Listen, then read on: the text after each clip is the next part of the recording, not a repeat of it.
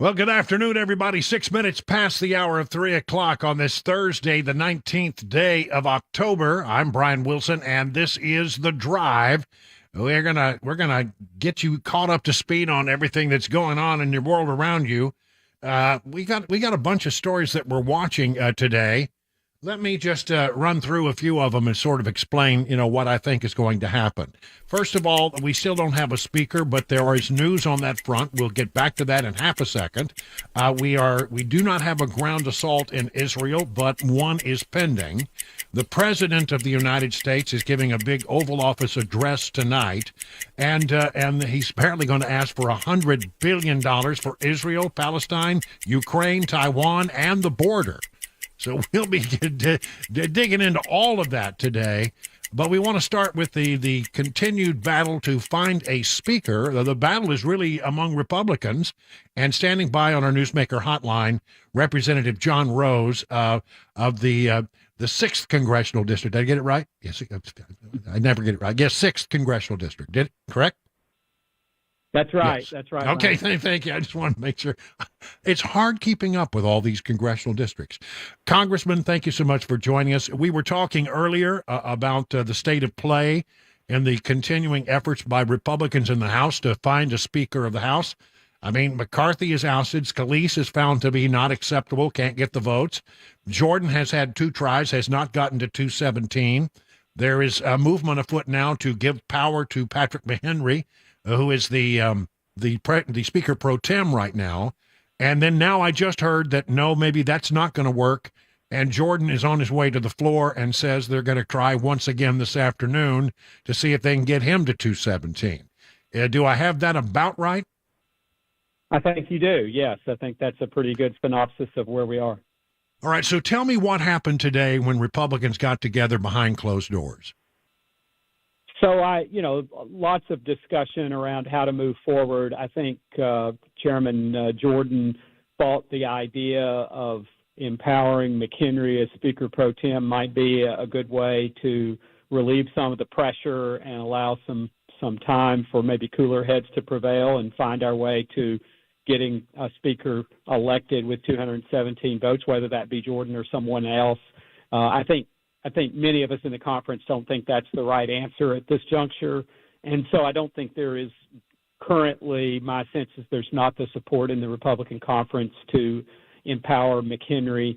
McHenry has taken the view that his current powers do not extend beyond presiding over the House for the purpose of selecting a new speaker. And so that means, we need to get back to our job of figuring out who in the Republican conference can garner 217 votes. I don't think Chairman Jordan is quite ready to throw in the towel on that, or maybe even close to throwing in the towel, though there are a number of, as we've seen on the floor, there are a number of members, Republican conference members, who are not at this point ready to support Jordan. Well, is this going to be one of those things where they go to the floor, and if he doesn't get to 217, they turn around and do another vote and another vote and another vote? Or are they just going to do what they did last time and sort of say, well, subject to call of the chair, and then they retreat to see if they can work through some of the no votes and turn them into yeses? Well, I think that's up to Speaker-designate Jordan as to what the schedule will be in terms of taking recurring votes. I don't know if he's at the point of doing that. There is a considerable number of members of the conference who think that we should stay at this until we get to the answer. And in fact, one member suggested we should have chicken and beans until we get to the answer and be sequestered and see if we can get maybe motivated to get to the answer quicker under those conditions. And so, lots of discussion around that. I do think at some point Chairman Jordan is going to have to make the decision that maybe only he can make about whether he thinks he can convince the members that are not currently voting for him to come around. They're not obligated to do so under conference rules, though the tradition has been that the members of the conference support the majority view. That has broken down at present, and so that's why we see our candidates for Speaker not getting to success quickly. All right. Well, I want to play this little short soundbite from Kevin McCarthy earlier today when he talked about when he named Patrick McHenry as his Speaker pro tem, that he imagined that the pro tem speaker would have powers to continue as if he were the speaker until a new speaker was chosen. Here's what he said. Well, let me try that one more time. You know, technology, Congressman, how that works. Here we go. Henry's name down. It was my belief that if something happened to me, that McHenry could run the floor until we elected a new speaker. It was not my intention when I put a name down that they couldn't do anything. Well, I mean, what do you think about what he has said there? I mean, could you empower McHenry? I mean, it sounds like it's not going to get to 217 or enough votes to make that happen, but could he be empowered under your interpretation of the law or the Constitution? Well, I think in this case, it's under the interpretation of the House rules that were adopted post 9/11. That's when this rule came into being, and it's been put in place in successive House, majorities since that time. And my reading, frankly, Brian, is that McCarthy's interpretation is correct. If you think about the time post 9/11 and what they would have been attempting to accomplish, it makes sense from a continuity of government perspective that the intention of the rule was to have a procedure for there to be a successor or successors in place for the Speaker of the House if for some reason they were not able to serve. So I think that's the least tortured interpretation of what that rule should be. And unfortunately, that's not where we are right now. Chairman McHenry took the position initially, and I think is resolved to stay with that position, that his powers should be limited to those that he would need to oversee the selection of a new speaker. And so that he's not going to move off of that position. There has been discussion, as you've already alluded to, of introducing a resolution on the floor that would give him that power. I don't believe that such a resolution is going to be presented, at least on the Republican side, and I don't believe there is sufficient Republican support at present. And as I've already indicated, at this juncture, I don't think that's the right answer. I do think, however, it would be a fair reading of the rule to find that the current Speaker pro tem, in this case Chairman McHenry or Speaker pro tem McHenry, does already have those powers. Yeah, I mean, it would seem if the idea in passing that rule was to have a plan of secession, should there be a tragedy that occurred in Washington, and you needed somebody in that role, that it was about continuity of government. Well, this is sort of falls, it would seem, to what we have right now. But look, if you don't have support for it, I mean, I got the impression that behind closed doors today, that idea got shot down pretty quick. It did. That's correct. Okay. So, what time are you expecting there to be the next vote? Have they announced that yet? We haven't heard, but I would expect 6 or 7 tonight would be, if precedent or history is any pattern. I think probably we vote as early as 6, perhaps 7 o'clock tonight.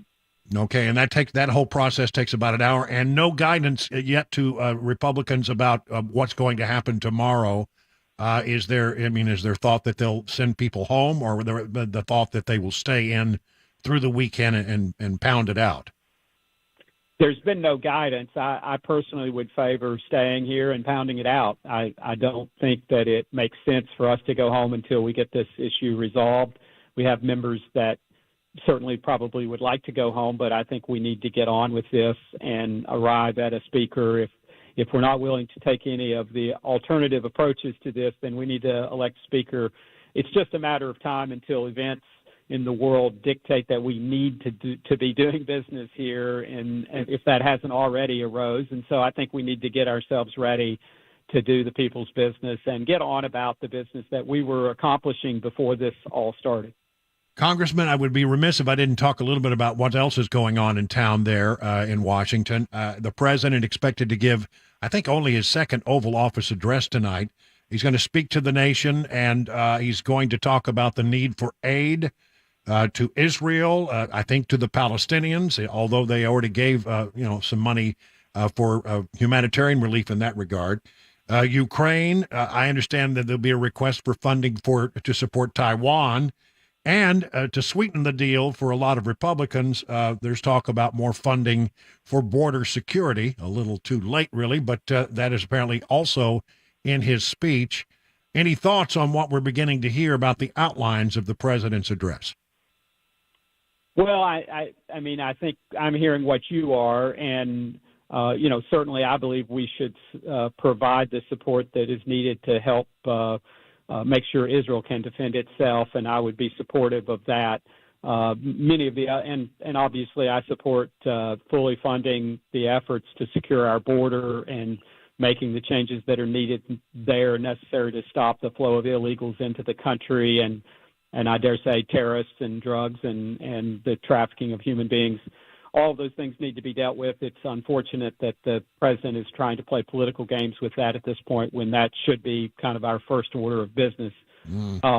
I think it becomes very difficult to weave in Ukraine and other issues into this, and I think from my perspective, we need to be very careful about providing even humanitarian aid to the Palestinians because we know from past experience that aid tends to fall into the hands of Hamas and Hezbollah and the Palestinian Authority, and it oftentimes does not make its way to the very people that it's intended to help, and that's well documented, well understood. So, I'll be very reticent to support giving resources to the very people who have launched this scurrilous attack on Israel.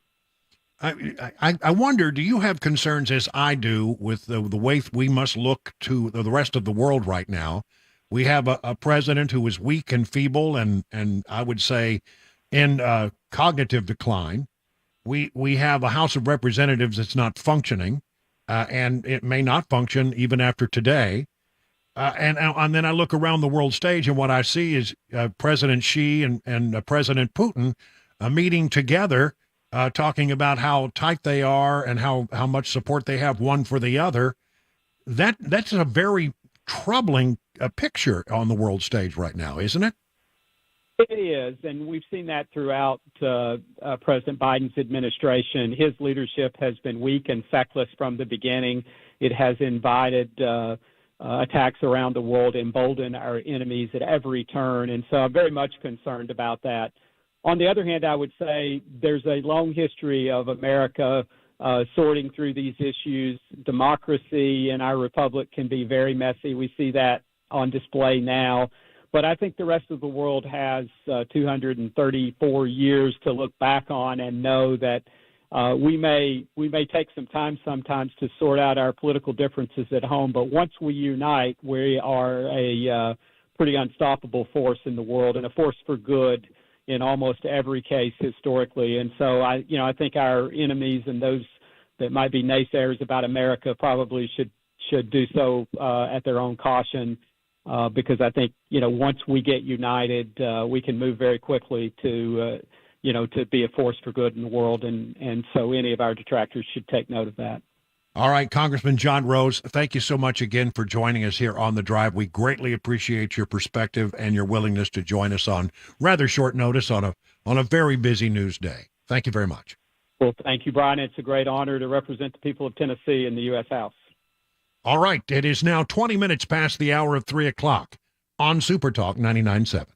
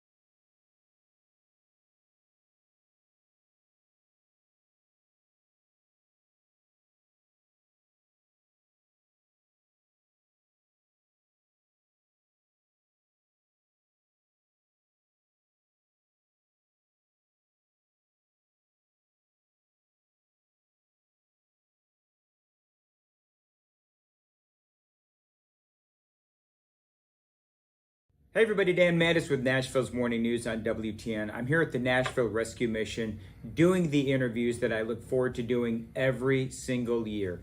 These are incredible stories of people who have had amazing recoveries. Thanks to this amazing facility, they are able to get clean and lead a more productive life. The date of our annual radiothon is going to be Monday, November 20th. Listen in and please donate. You can get more information at 99.7 WTN, including a link to the website for Nashville's Rescue Mission.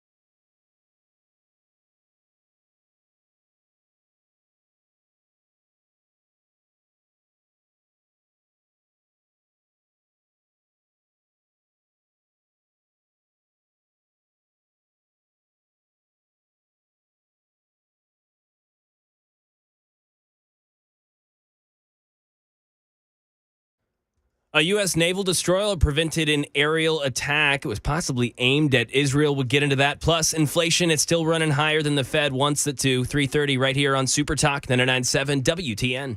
Yeah, it's a very busy time today. We've got a lot of stuff that's in the air, and Mac Morey in the newsroom. I know you're going to be doing everything you can to keep up to speed on this, but it seems like about 6 o'clock this evening, things are going to get really hectic.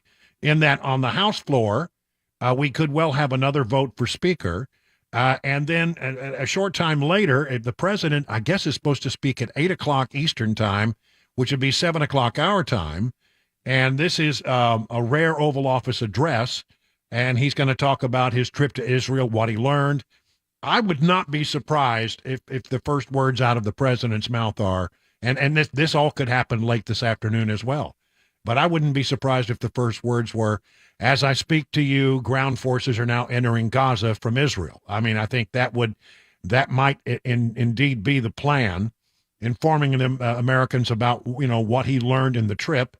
And then making what is going to be a very controversial pitch for more money for foreign aid. It's always a hard sell with the American people to ask them to allow the government to send the money that they send to Washington to other countries, especially at a time when the United States is really struggling economically as well. I think there is, if I have a good read on the American pulse right now, it's that I think there would be great support for continuing to support Israel. All of the polls seem to suggest that. I think there would be great support to provide money to the border, maybe support for Taiwan, but the idea of continuing to send more money and more money and more money to Ukraine is an idea that is wearing thin with the American public, I believe, and I think it will be an uphill battle to make the case for additional Palestinian aid. Although some aid is now moving into Gaza, this is basically just food and water because, quite frankly, you can't let people starve to death, and that's what's happening now. Food, medicine, and water, because they have no drinkable water right now in Gaza because the water plants are down and they weren't functioning all that well to begin with. The sewer systems are down. There's just a whole lot of chaos there. So, you don't want people to starve to death. And so I think that probably they're going to allow 20 trucks coming in from Egypt. And that's part of the deal that has been worked out. So other than that, and a lot of people are moved down into the southern region of Gaza anyway, out of the northern region, which is where the Israeli army will enter when they choose to enter. The word is they've been given the green light to do that, but nobody knows exactly the hour and the minute that this is all going to take place, which makes me come back to my original theory. It may be that it's all scheduled around the time that the president addresses the nation tonight. So we'll be, hopping between all of these various stories today.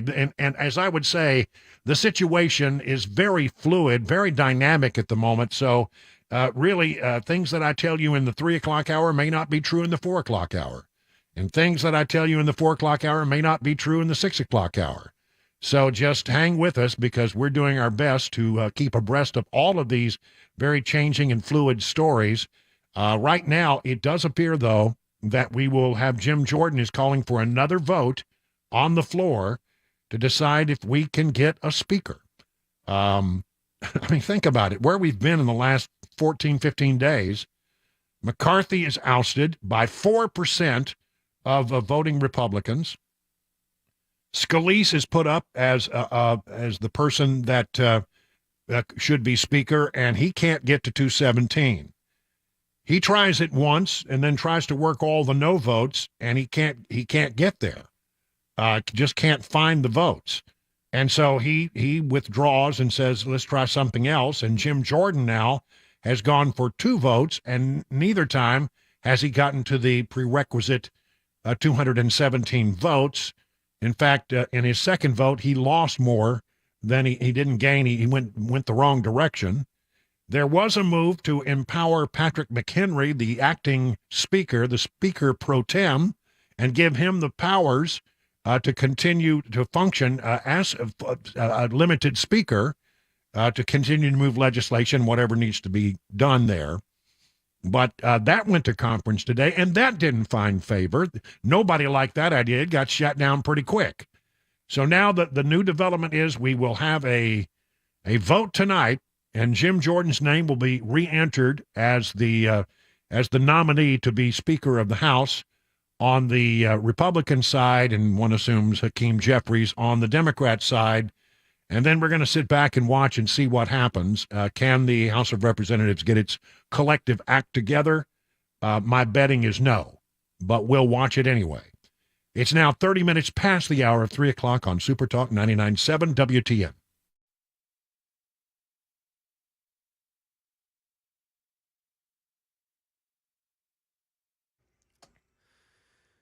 Thirty minutes after the hour, 3 o'clock. I'm Mac Morey with your top stories. Partly cloudy, 71 degrees currently on Music Row. Got a chance of showers and thunderstorms later tonight that could bring some lower temperatures into Friday and our weekend. Traffic and a weather forecast headed your way in about 5 minutes. A U.S. naval destroyer prevented an aerial attack possibly aimed at Israel today.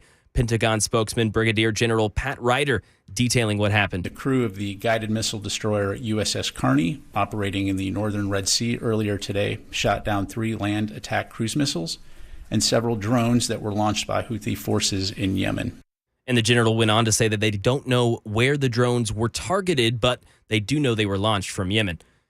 Money news, inflation, it's still running higher than the Federal Reserve would like. And does that mean another interest rate hike could be coming? Brian Clark with more. The Federal Reserve's interest rate's gone up more than 5% since the start of last year, but the Fed chair, Jerome Powell, says the current rate is not that unusual. Before the pandemic and before the low inflation period, you would have had Fed rates in 4 or 5% or even higher frequently. He told the Economic Club of New York. Are we going back to that? I really don't know. I wouldn't want to speculate.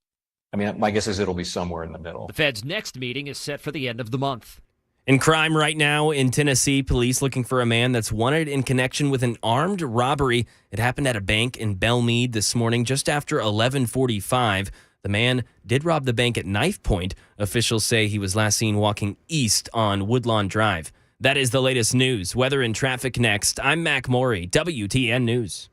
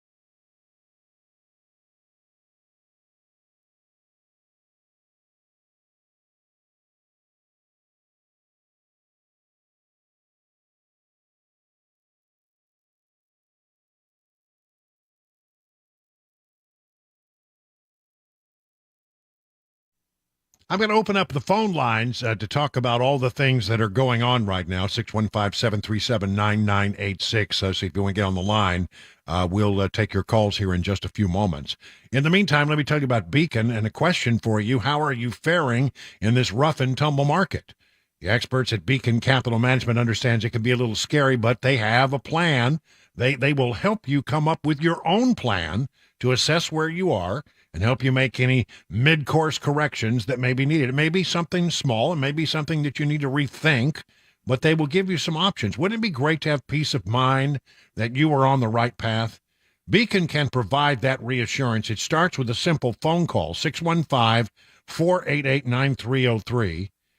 Beacon will give you an assessment. They'll ask for some information, and basically all you have to do is sit back and wait for them to make their recommendations. You really have nothing to lose except for all the worry that you now have. Get started today. Call this number, 615-488-9303. At the end of the process, you'll be able to rest easy knowing your plan is set up and you have something that will meet your retirement goals. Replace the worry with confidence that you're on the right path. 615-488-9303. The experts at Beacon stand ready to take your stress away. Learn more at askbeaconnow.com.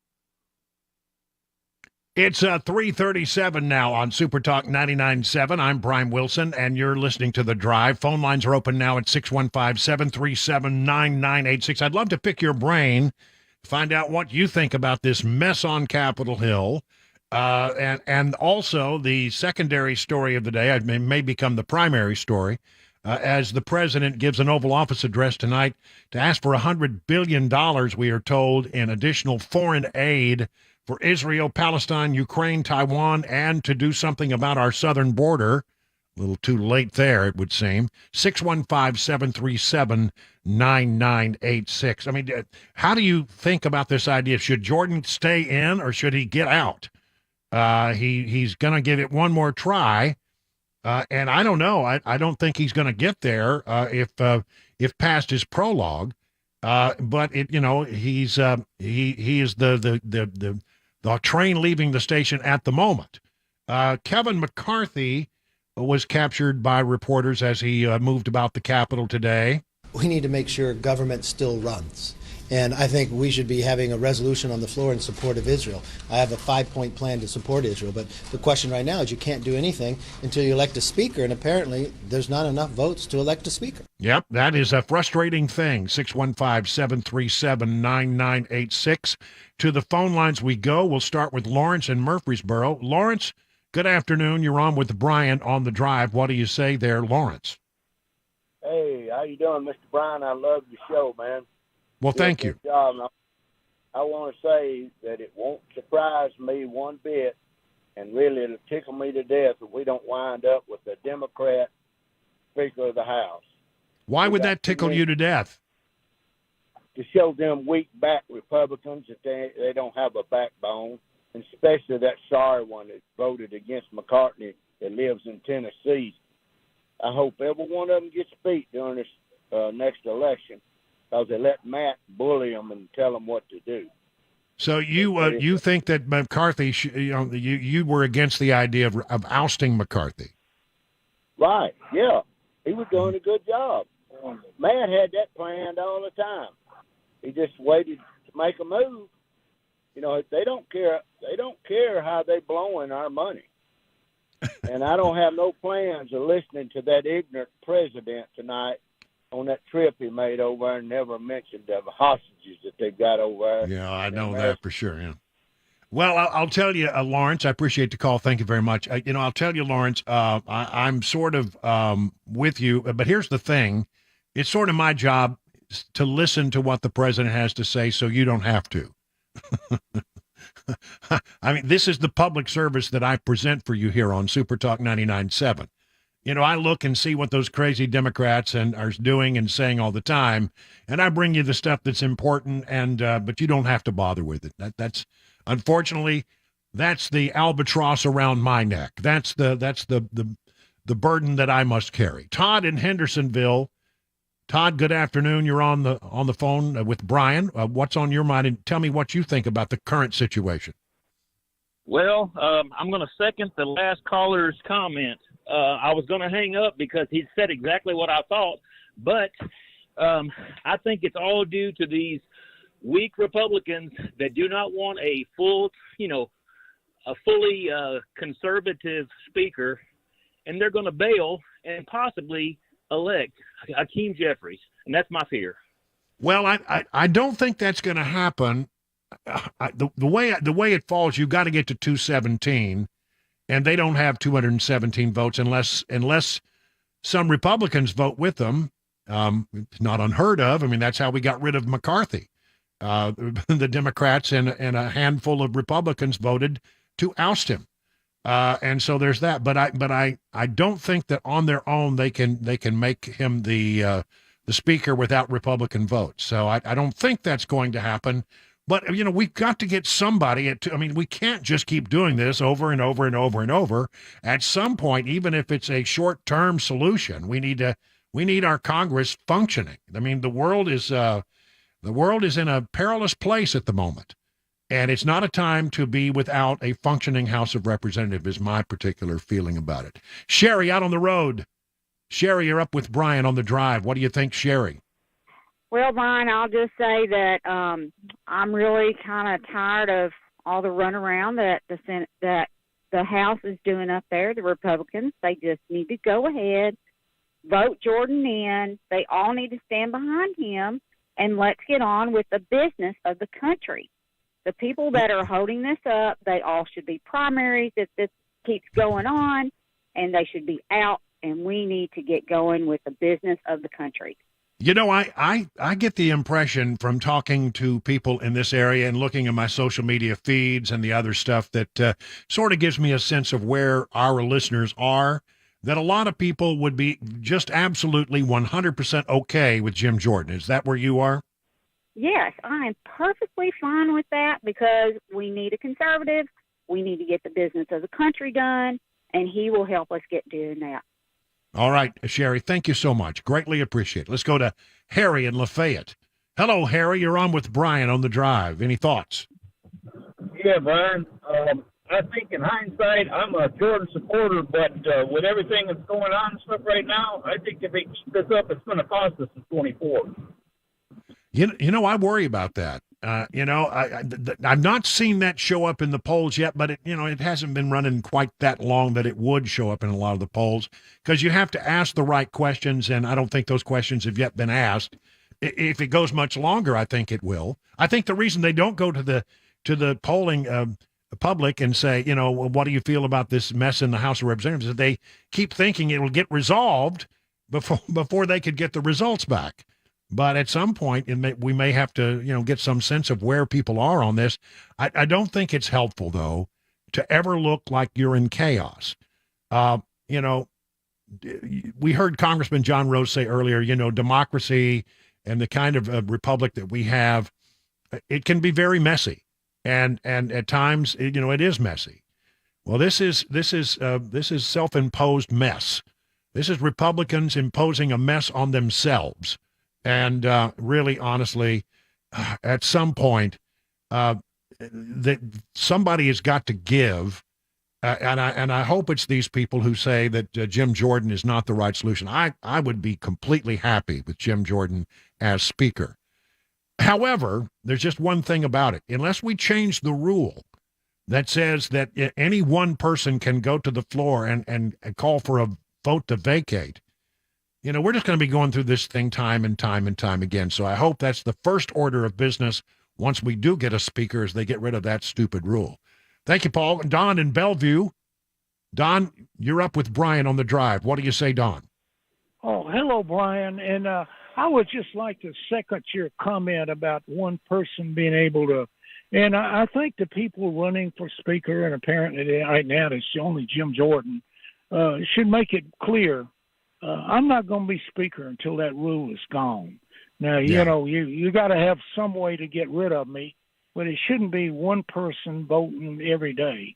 And but my original question was, we got a bunch of isolationists in the Republican Party, and I'm a Republican, and they keep saying, well, what's the goal in Ukraine? What's the goal? Well, that's the stupidest thing I've ever heard.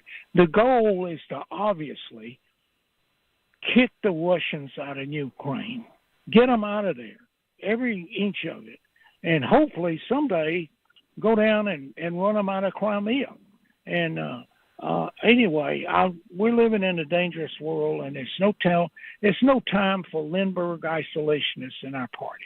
And I'll hang up and listen, Brian. Well, you make a good point, and the enemy of my enemy is my friend, and therefore, even though, do I believe that Zelensky is a great guy? No, I don't. We have at times in world history sided with people who weren't the nicest people, who didn't do things the way we would do them in this country, and because it was in our national security interest. I get in a lot of trouble when I talk about this because there are a lot of people who don't want to send one more dollar to Ukraine, and I sort of feel like, well, it can't be an open check, that's for sure. But at any time that you can have somebody else weaken an opponent, and believe me, the Ukrainians have weakened Russia and their military to a tremendous degree. Why do you think that Russia is now reaching out and trying to be nice to China? Because they realize how weak they have become in this endeavor. And so, it is not without some benefit to the U.S. when we allow other people to fight our enemies. And so, no boots on the ground American boots have been on that ground except maybe in an advisory capacity. No infantry has gone in. We're not fighting that fight.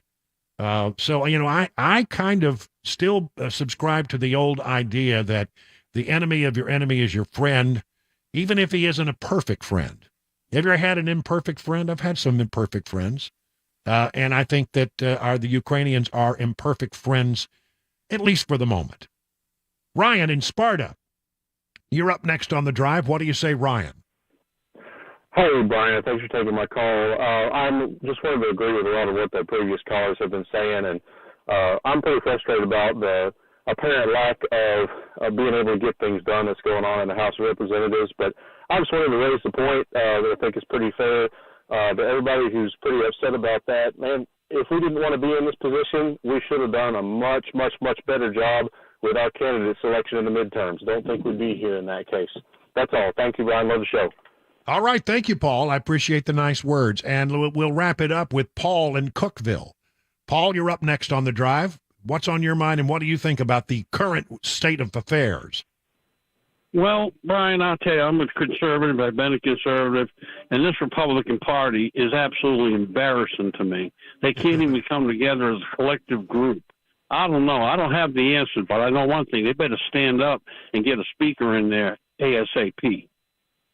Yeah, I think there is a frustration among Republicans right now who look at this and just shake their head in dismay. What are we doing? Why are we allowing this to happen?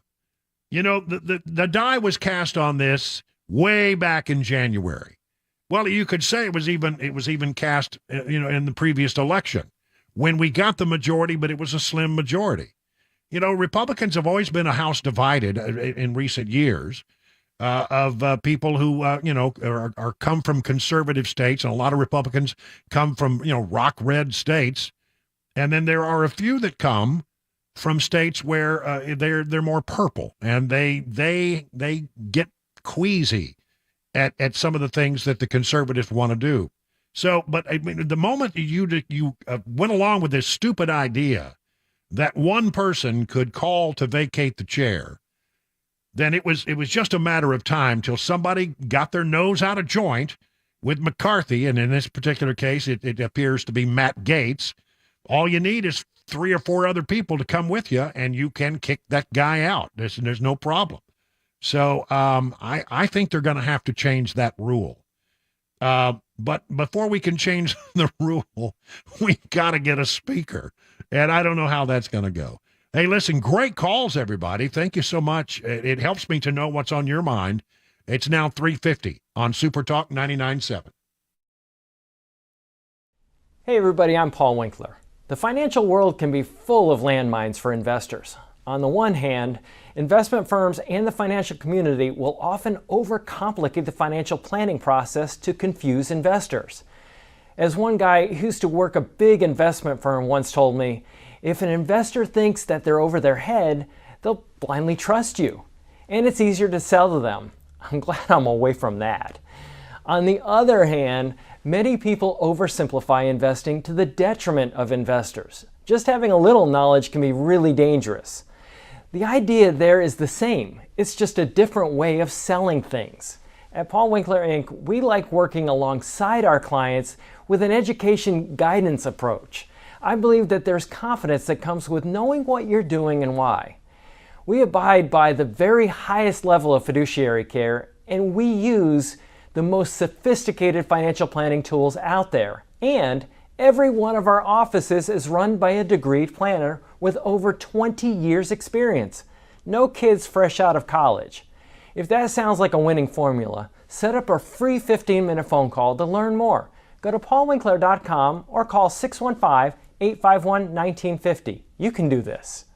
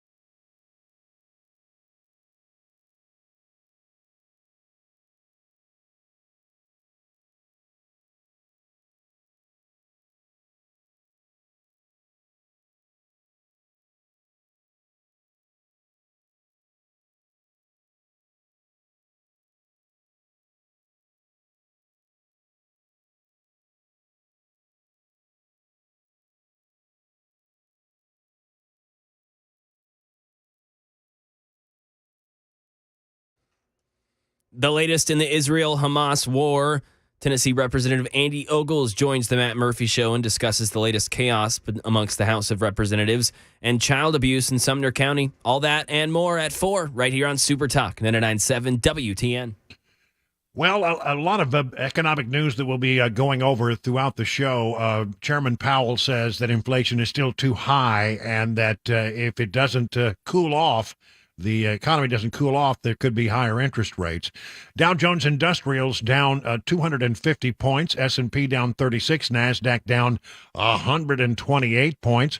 Oil right now is in both WTI and Brent is well above $90 a barrel, and the yield on 10-year treasuries is almost 5%.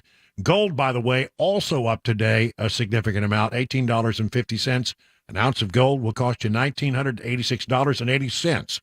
Bad news for the housing industry. John Maxon from Beacon Capital Management is standing by with more on that. Hey, Brian, that's right. Yeah, the 10-year Treasury hitting almost 5% is a big deal, in particular for mortgages. You know, we're at a period of time now that we haven't seen in a while. Rates have now been over 7% for over 10 weeks. We've not seen that in 2 decades in America. The average nationally now is 7.63%. Add that to what's happened with crude oil, and that all totals into home sales in September. Came in today, the lowest level that we've seen since the Great Recession. They were down 2% for the month of August, and much of this has to do with what's happening, as you mentioned, with the Fed.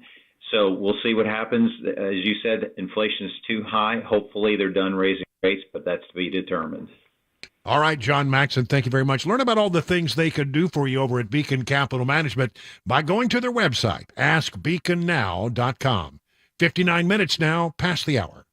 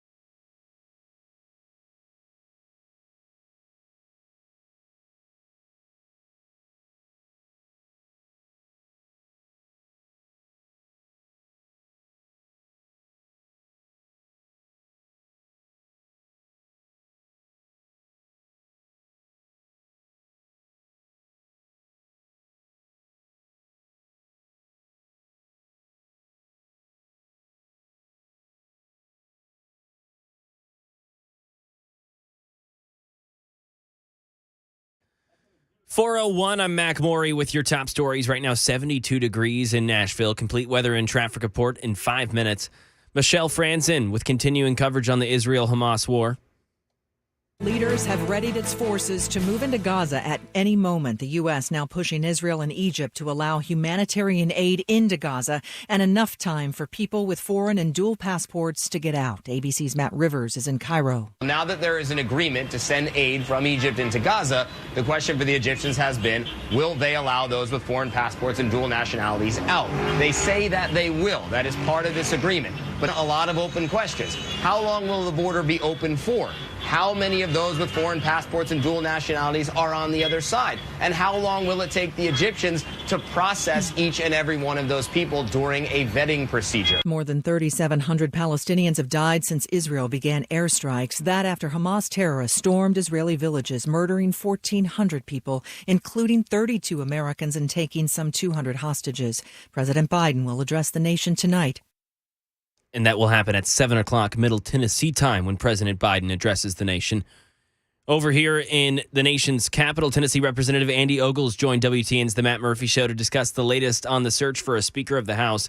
Today it was announced that there will not be a third floor vote for Jim Jordan, and the temp Speaker, Patrick McHenry, will stay in charge until the new year. Ogles shared his thoughts on no more votes being had this week. We should be staying weekends. I stood up in conference today and I said the very same thing. I sent a dear colleague letter to these people to tell them to do their damn jobs. I'm so fed up with this place because they sit around and want to go to their luncheons and their cocktail parties instead of electing a speaker. And I'm fed up with this place. And forgive me for being so blunt, but this is ridiculous.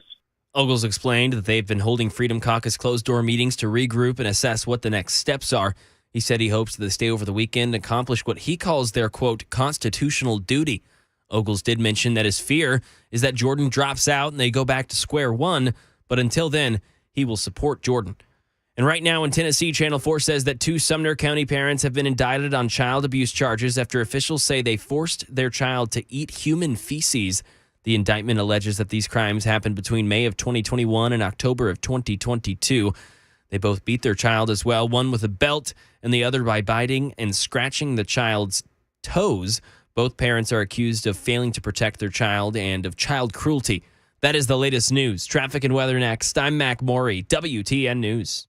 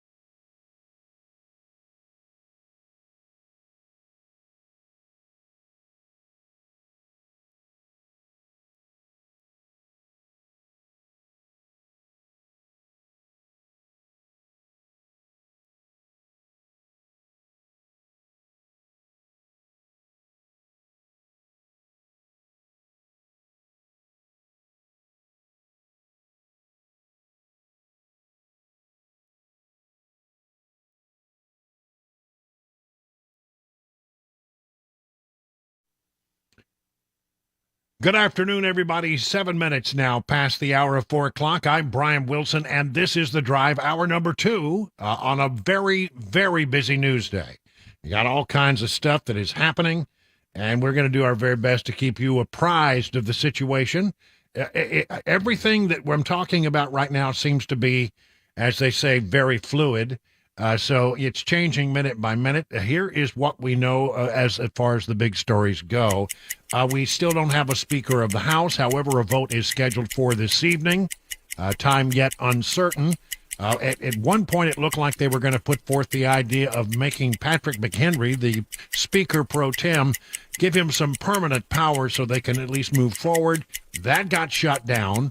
Now Jim Jordan says he'll put his name up one more time, at least one more time, to see how it goes over, see if he can get to the magic number of 217. The President of the United States is going to address the nation from the Oval Office tonight at 8 p.m. Eastern, 7 o'clock Middle Tennessee time, and he's going to be talking about a need to provide aid for Israel, Palestine, Ukraine, Taiwan, and more money to secure the border, which is, of course, coming very, very late. And then that we have a situation, developing where we are watching the war in Israel. So far, although they have been given the green light, the ground invasion into Gaza by Israel has not yet occurred. All of those are stories that are very much, in a fluid situation right now. So this is an afternoon to settle in and stay with us as we bring you developments as they cross our desk here. Mac Morey's in the newsroom, and he will break in if any of these stories have new developments. Other things that are happening, the United States Department of State has issued a worldwide caution to Americans abroad as tensions continue to rise in the Middle East. U.S. State Department issued a worldwide caution alert on Thursday due to soaring tensions in the Middle East and elsewhere, triggered by the ongoing Israel-Hamas war. This according to CNBC, citing the potential for terrorist attacks, demonstrations, or violent actions against U.S. citizens and interests. The State Department warned Americans abroad to exercise extreme caution. The State Department and White House did not immediately respond to a request for more information. Earlier in the week, the State Department raised its tribal advisory alert to Lebanon and warned U.S. citizens not to travel to that country due to the unpredictable security situation related to rocket, missile, and artillery exchanges between Israel and Hezbollah or other armed militant factors. The State Department has directed U.S. citizens who are looking for help departing Israel, the West Bank, Gaza, and Lebanon to fill out a crisis intake form. Yes, just fill out a form, do it in triplicate, email it, and we'll get back to you. But if my advice to you is if you do that, don't hold your breath, because we've been hearing a lot of stories about taking 5, 6, 7 days for the State Department to get back to people. As I said, the president would deliver a primetime foreign policy address today at 8 o'clock Eastern time. This comes after meeting with Prime Minister Benjamin Netanyahu.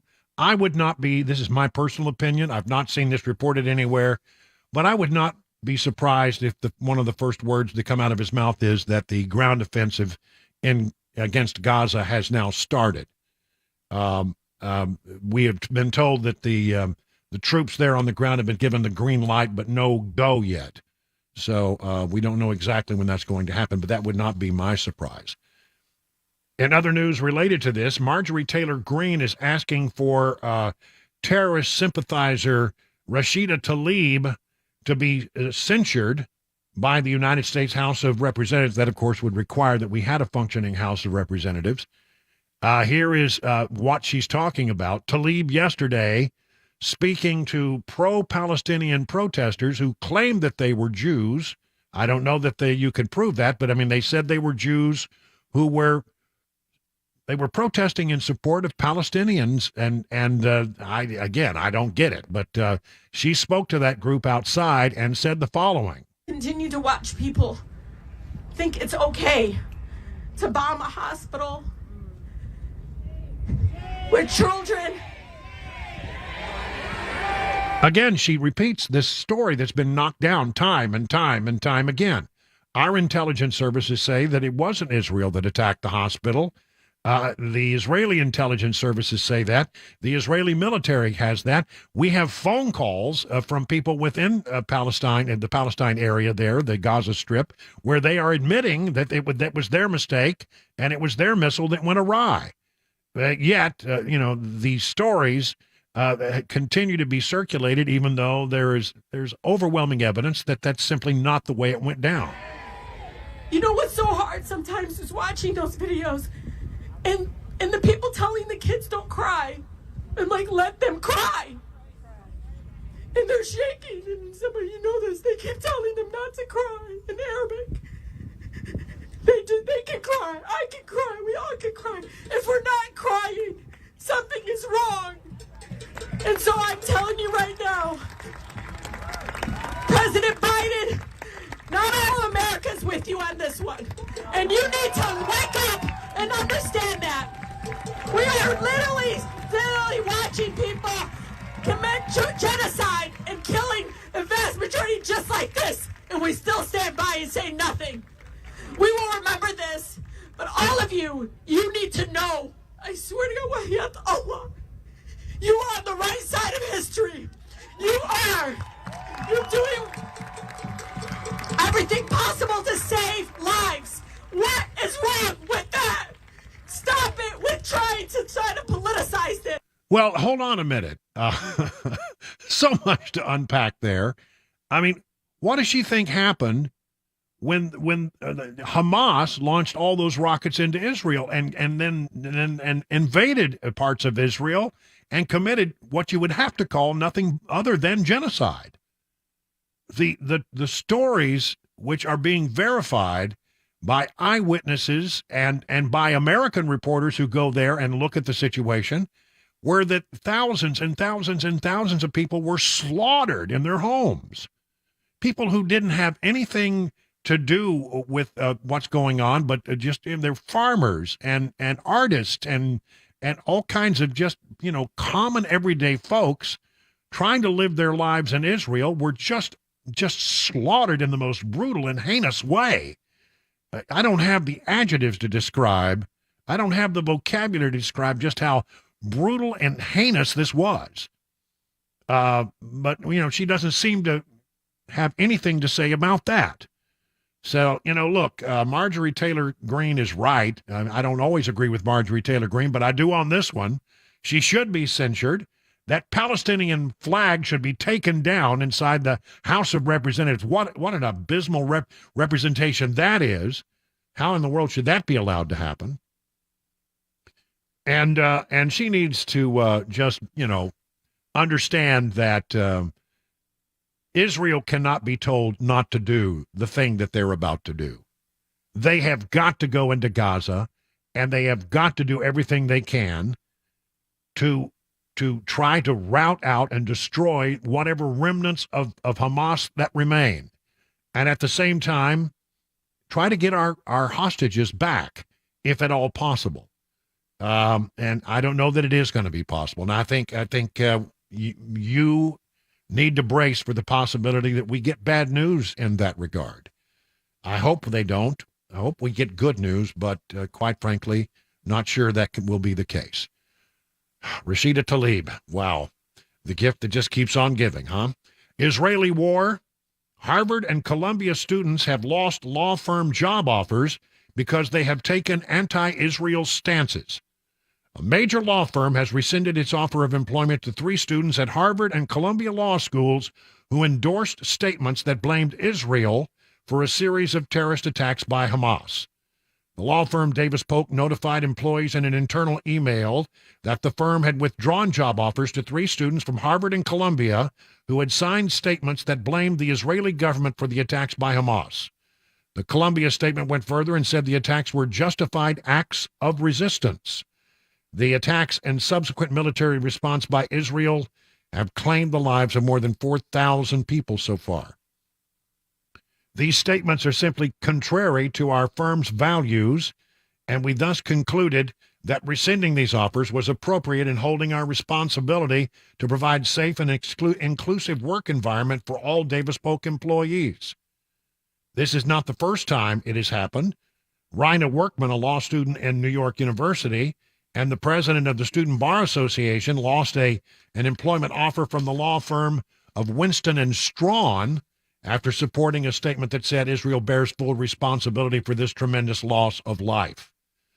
Billionaire Bill Ackman, a Harvard alum, asked that the names of the students who signed the statement be publicly released so as to ensure that none of us inadvertently hire anybody on that list. And other CEOs have also echoed what Ackman said.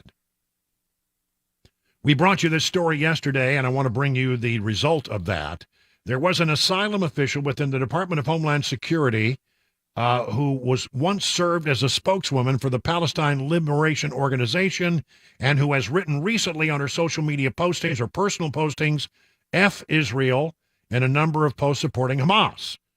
Her name is Nejwa Ali, an officer with the U.S. Citizenship and Immigration Services.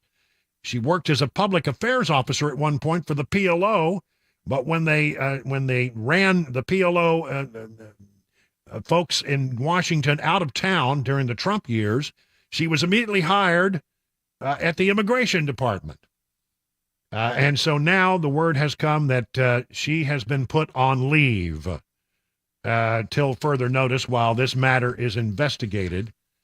This is a perfect example of, this is outrageous is what it is, but a perfect example of how the deep state is so infiltrated with people from the left. They find their way into government, they take positions, they bury in, and they never leave.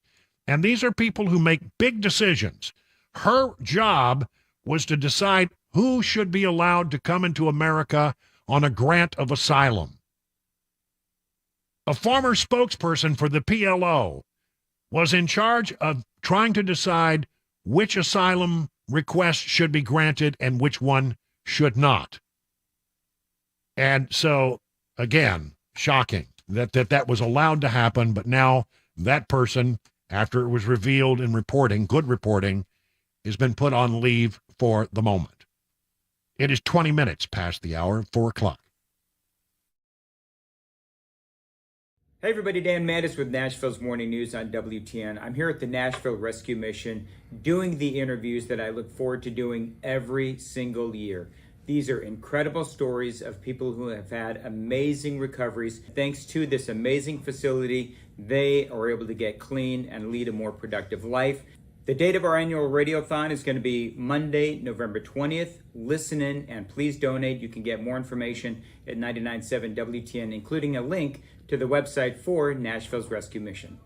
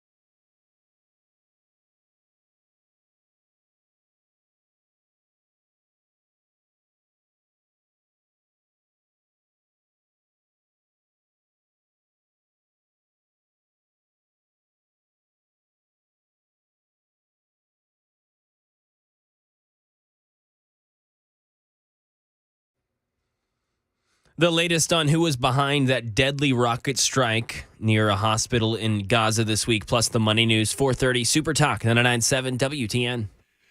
You know, guys, we have all kinds of things happening around the world, and every once in a while we need a little palate cleanser. And this is a weird palate cleanser, but I mean it's sad in one way, but it's sort of weird and funny in another, in a sort of macabre way. China Grove, North Carolina. I don't know if you've heard this story or not, but a groundskeeper in North Carolina mowed around a body because he thought it was a prop for a Halloween display. Oh, no. Oh, no. I know. Police in China Grove. I didn't know there was a China Grove, North Carolina. I thought that was in Texas. But they said the body of 34-year-old Robert Paul Owens was found near an abandoned house on October 10th. Police said they received a call about a dead body in the area and arrived to find the man in the grass. Investigators found that the groundskeeper initially saw the body the day before when he was mowing the property. However, the worker told police he thought the body was a dummy used as a Halloween prop, so he did not report it. Police said the groundskeeper mowed around the body, and it wasn't until the following day that another worker visited the property and saw it. The family of Owens has set up a GoFundMe for funeral services. But, yeah, I mean, I guess that's something that can happen here, this time of year. It's just sort of... I've seen some pretty out there, extreme Halloween displays, that have drawn attention from neighbors and authorities alike. So I guess it's understandable that, the guy may have thought, oh, this is part of some Halloween display. I guess it's better than him actually just mowing over it. Yeah, that'd be a bad thing. That would have been even worse. That's terrible. Well, it's a horrible thing. I don't know, but one way or the other, it looks like they got that resolved. I mean, to tell you, these are the kinds of things that happen around Halloween. I want everybody to know that the 12-foot skeleton in front of my house is made of plastic. It is not real. And you did not dig up a giant and plant his bones in your yard. I didn't go find a giant, dig him up, and put him and prop him up in my front yard. I just want everybody to understand that. So there's that. I mean, I've seen some of these things. Sometimes Christmas decorations will get you in trouble. There's one that I've seen, and somebody will do it every year, where it looks like they have a guy hanging from a roof line. Oh yeah, I've seen and this. his feet are dangling, and he's like he was trying to put up the Christmas lights, but the ladder fell. Yeah, you've seen, and they've actually had cases where people called 911. Thought someone was in danger. Yeah, saw somebody. Hey, this guy's hanging. Get out here quick! Or you could just go across the street and put the ladder under him. That would be helpful. And say, hey, buddy, you need a hand? Yeah. And then he doesn't respond. That's the clue. My favorite Christmas decoration that I saw in Texas when I was visiting my sister one Christmas was a string of lights hanging down in a big knotted ball. Yes. And there was somebody that had attached a sign that said, I tried. Yep. That is pretty good. Yeah. All right. Well, that's the thing around our house is that we have to, this is the season where you go through very quick decorations. I mean, we have Halloween up now. Cabana wife, she has everything is Halloween. Mm-hmm. And then very quickly you got to put that up and put up the Thanksgiving, which is turkeys and all kinds of stuff like that. There's probably some stuff that kind of bleeds over, though, right? I mean, some of the orange the leaves and browns can stay. That's right. But the pumpkins have to. Yeah, at least the jack-o'-lanterns have to go away. The pumpkins can stay until they turn mushy. And then you got to tear that all down in a hurry and put up the Christmas decorations, and we have to do that pretty quickly because, in fact, I think we'll probably be pushing the season at our house on that because we have a little gathering. Every year. And it takes a while to get all of the 10 trees put up. Yeah. Oh, and you got to put your, what is it, like the 30-foot inflatable tree? It's 27 foot. 27. 27 foot, please, get it right. 27-foot inflatable tree has to go up, and we're probably going to do that. I mean, probably we'll do that, I don't know, around Thanksgiving because I'll have people around to help me with it. Last year I learned the inflatable 27-foot tree is impossible to erect with one person. Not a one-man job, yeah. It's not a one-man job. I'm going to have to call in, resources and friends who I need heavy friends. Because we don't want this to turn me out. Mac, you're Mac, out sorry. Well, no, Can't I help need you. good portly friends to come and some help stout me. fellows. Some stout fellows who can help me put this thing up because otherwise it becomes a Macy's, Thanksgiving Day parade. You don't want that. You don't want that. All right, it is, we'll call it 30 minutes now past the hour of 4 o'clock on Super Talk 99.7.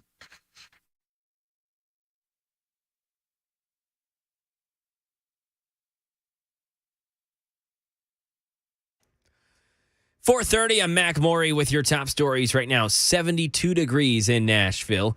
Full weather forecast, latest traffic report on the way in 5 minutes. The Pentagon reaffirming today that Israel was not behind the deadly rocket strike on a hospital in Gaza this week. Brigadier General Pat Ryder says the United States is using its own information to make its determination. It is our assessment that Israel was not responsible for that explosion. We're continuing to assess that. Initial indications are that this was from an errant rocket that was launched by the Palestinian Islamic Jihad. President Biden's going to address the nation regarding the Israel-Hamas conflict tonight at 7 p.m. Middle Tennessee time.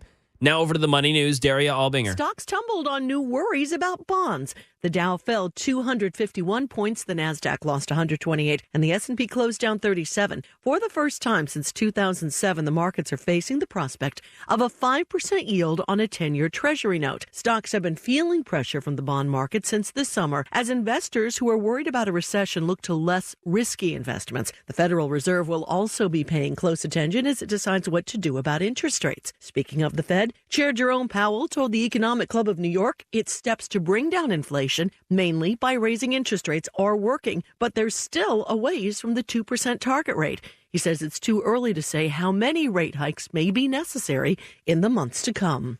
First-time jobless claims fell to their lowest level in 8 months. Economists consider these kind of claims a proxy for layoffs, and they say it's a sign hiring is strong. And that is the latest news. Traffic and weather on the way. I'm Mac Maury, WTN News.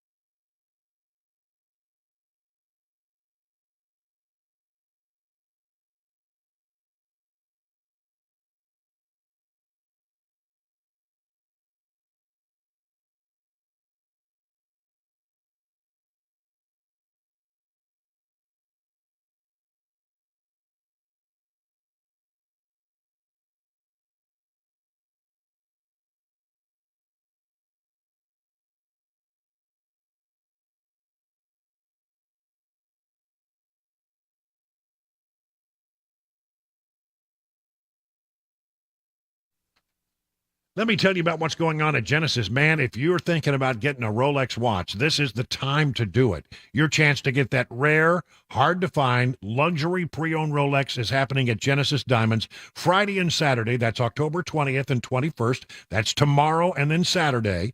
Genesis is hosting an epic pre-owned luxury Rolex event featuring a stunning new selection of these hard-to-find watches. We're talking Hulks, Submariners, Daytonas, Pepsis, Batmans. All the hottest models that people wait for years for.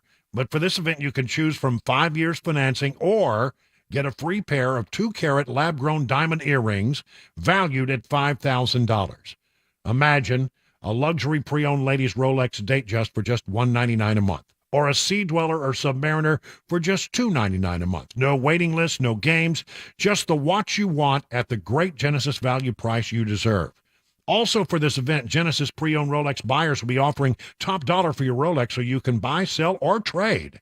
Come see the largest selection of luxury pre-owned Rolex watches in the state, get the timepiece of your dream, and take advantage of special financing. Friday and Saturday, October 20th and 21st. That's tomorrow and Saturday, only at Genesis Diamonds, your home for luxury pre-owned Rolexes, Green Hills and Cool Springs on approved credit while supplies last. See store for details.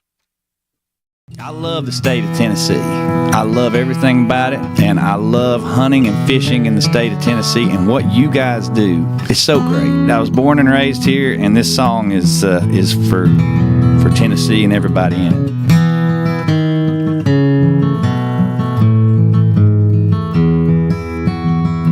Well, I have roamed across the land, and I have sailed deepest sea. When I've drawn my last breath, do this one thing for me. Say, won't you take me back to Tennessee, where southern streams are flowing free. Me and mine, Lord, will always be right at home in Tennessee, right at home in the woods of Tennessee, right at home in Tennessee. Awesome.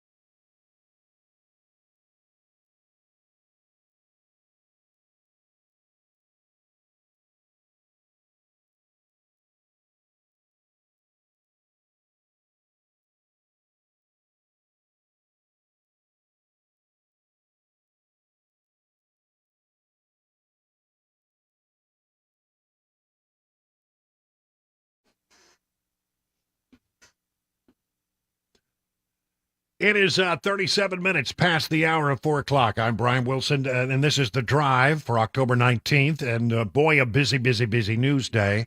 I know that people, even though you may have been with me for an hour or so, there are people who get into the car at this time of day about every half hour. And we get a big surge of people who start listening to the program, and they want to know what's going on. So allow me just a moment to bring everybody up to date on the big breaking stories of the day, and there are many.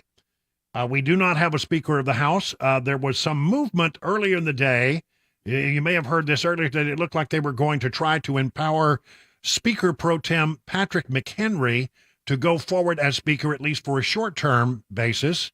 I understand that they went behind closed doors this morning, and that thing fell like a lead balloon. That whole concept did not float, as they say. And so what's happening now? Jim Jordan is in his office. He is meeting with members of Congress who have voted against him in the last few tries to get him as Speaker. And there is supposed to be a vote this evening. Now, whether that vote will take place or not it's not, we don't have a hard time for it. But Jordan says he's going to give it one more try, maybe more.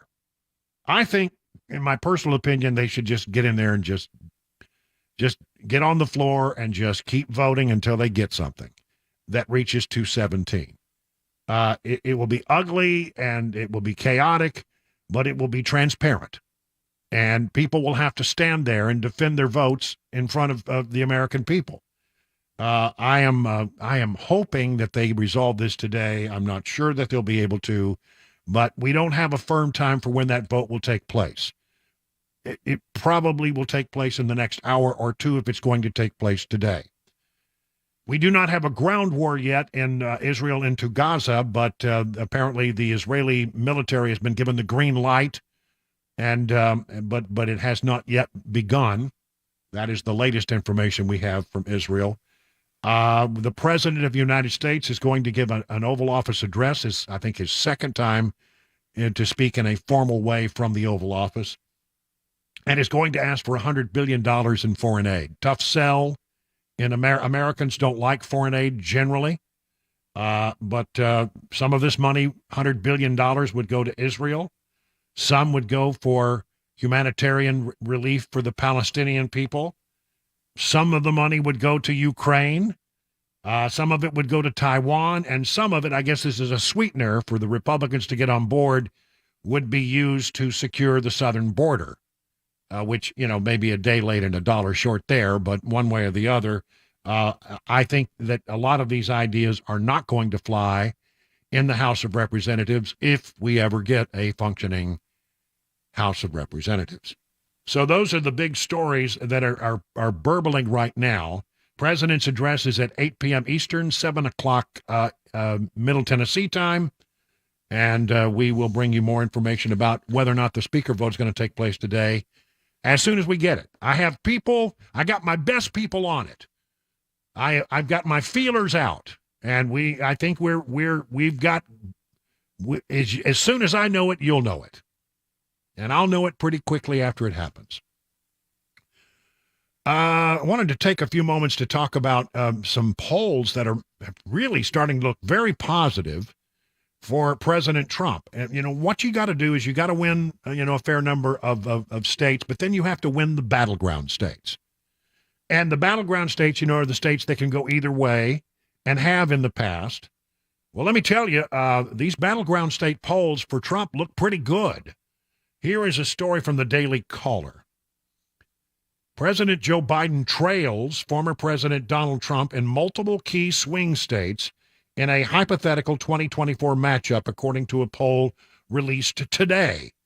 Across the battleground states of Arizona, Georgia, Michigan, Nevada, North Carolina, Pennsylvania, and Wisconsin, Trump is leading Biden 47 to 43%. Now, that's an average, according to a Bloomberg News Morning Consult survey.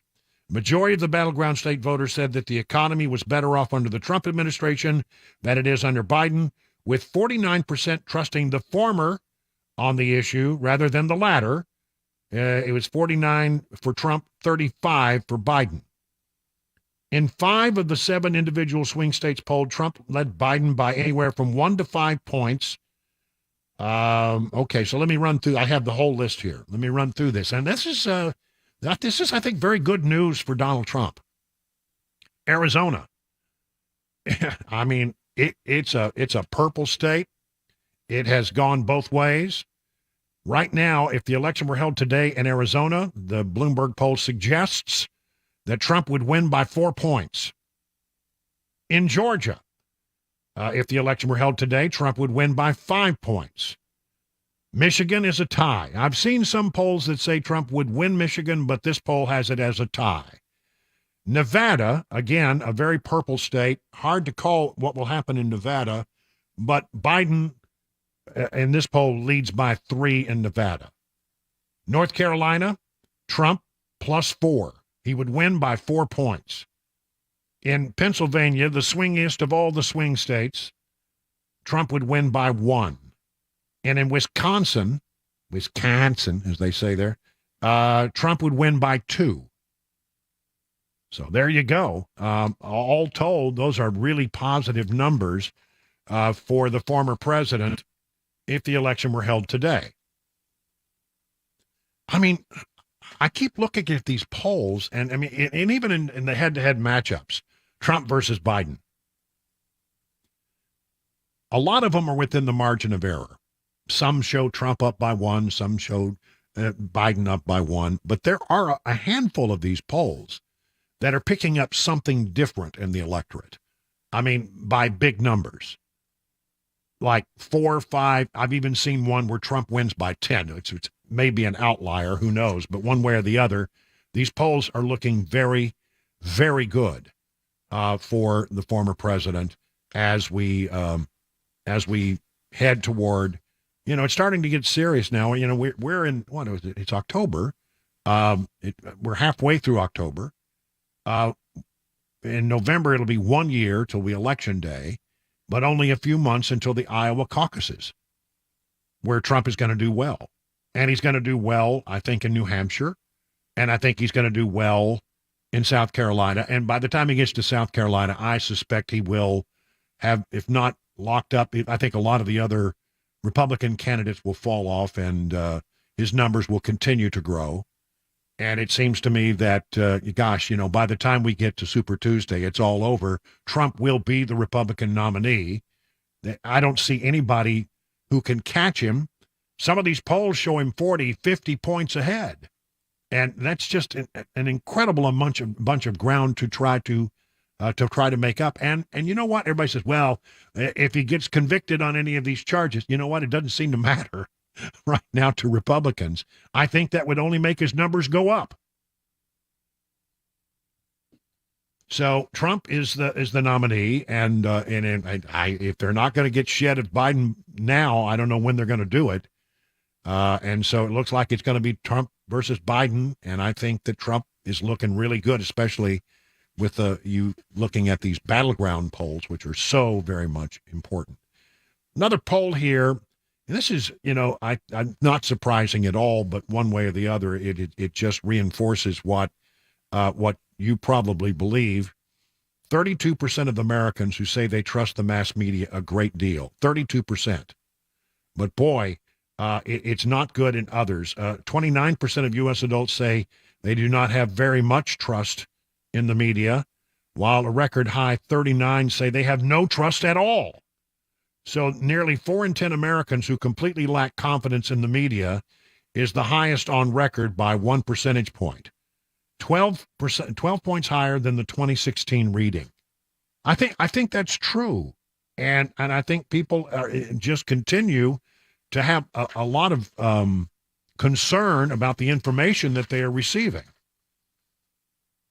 The latest poll conducted September 1 through 23 marks just the second time that the share of Americans who have no confidence at all in the media has surpassed the percentage that have a great deal or fair amount of trust.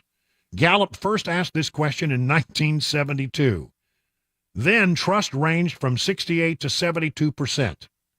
68 to 72% back in 1997 trusted the media. It declined by the late 1990s. It remained in the majority level until 2004, and then it started to fall below the 50% mark. So if you were to graph this would be, like a 45-degree angle downward. Aggregated data last year showed that young Democrats trust the media far less than older Democrats. Isn't that interesting that young people don't trust the media at all, while Republicans are less varied in their views by age group? In addition, Gallup found in June confidence readings in both TV news and newspaper were near historical lows. And last December found a record low tying rate of the honesty and ethics of journalists. I'm going to give you a perfect example of some of the stuff that I think is out there. This is not truly what you would call typical journalism, but it is a show that seeks to change hearts and minds. I watch The View so you don't have to. No, I don't watch it. I just look at clips now and then that I see on the internet. Listen to this recent edition of The View, where you have, what's her name from MSNBC? What's the name of the woman? It's always, I can't think of it. Rachel Maddow? Yeah, Maddow. Rachel Madcow. And here she's as one of their guests, and she is saying the most outrageous things about the state of play in American politics. Boy, I mean, I'm telling you, this show has gone. I mean, Barbara Walters, say what you will about Bawa Wawa, she wanted to hear both sides of the story, and allowed both sides of the story to come through. If she saw The View today, she would probably roll over in her grave. But that's why she can't see The View today, because she's in her grave. Republican Party right now has to make a decision, and it's their decision to make. We have party processes for a reason. But ultimately, if you listen to what Trump is saying, you don't just sort of regard him as a as a spectacle, but you really listen to what he's saying. Mm-hmm. Yeah. He's basically portraying a future for America if he is put back in the White House in which we don't have another election after that. That's ever. Right. Because the elections are all rigged, that the democratic process can't be trusted, that Congress should just work for him, the Justice Department should just work for him. That's a strongman form of government. That's not what we have. He'd cancel the news, like the news are done. He wants to put MSNBC on trial for treason so that he can execute us. Oh, come on. Even for Rachel Maddow, that's a pretty bold statement. He wants to put us on trial for treason so he can execute us over at MSNBC. Oh, give me a break. I mean, this is... And he will put Rudy Giuliani on the Supreme Court. The Joy Behar pops up with one. Yeah, Rudy Giuliani on the Supreme Court. That ain't going to happen. That's not going to happen, ever. And by the way, as it stands right now, that would require the Democrat Senate to confirm him, which would never happen. So, I mean, why do they throw this kind of stuff out? If he makes it that long, sure. Yeah. I mean, it is that the Republican Party is, if they're going to elevate somebody like that to represent their party in a general election, not only do we have a 50-50 shot of him being back in the White House, any major party nominee has a 50% shot, but the Republican Party will have to reckon with that till the end of time in terms of what they did to this country. Wow. Well, hold on a minute. What did Trump do to this country? Low interest rates, a secure border, a strong economy, low unemployment, the lowest that had been seen in the country since the 1960s, record employment for blacks and Hispanics in this country. I mean, we could go through the whole list. We had respect on the world stage. We weren't viewed as a bunch of weak-kneed, losers by people, and we didn't have instability in the world that we have today. Much of the instability that is in the world today, I will make this a statement, and I can defend it, is due to us having a weak president. Do you think that Hamas would have attacked Israel if Trump was in office? No. Do you think Iran would be feeling empowered right now if Trump was in office? No. Do you think the Russians would have invaded Ukraine? No. Do you think the Chinese would feel as bold as they do on the world stage? No. So, okay, yes, mean tweets. Orange man bad, but boy, I'll take some of that. If we could just get back to where we were, I think we would all be very, very better off across the board. Make that 52 minutes past the hour of 4 o'clock.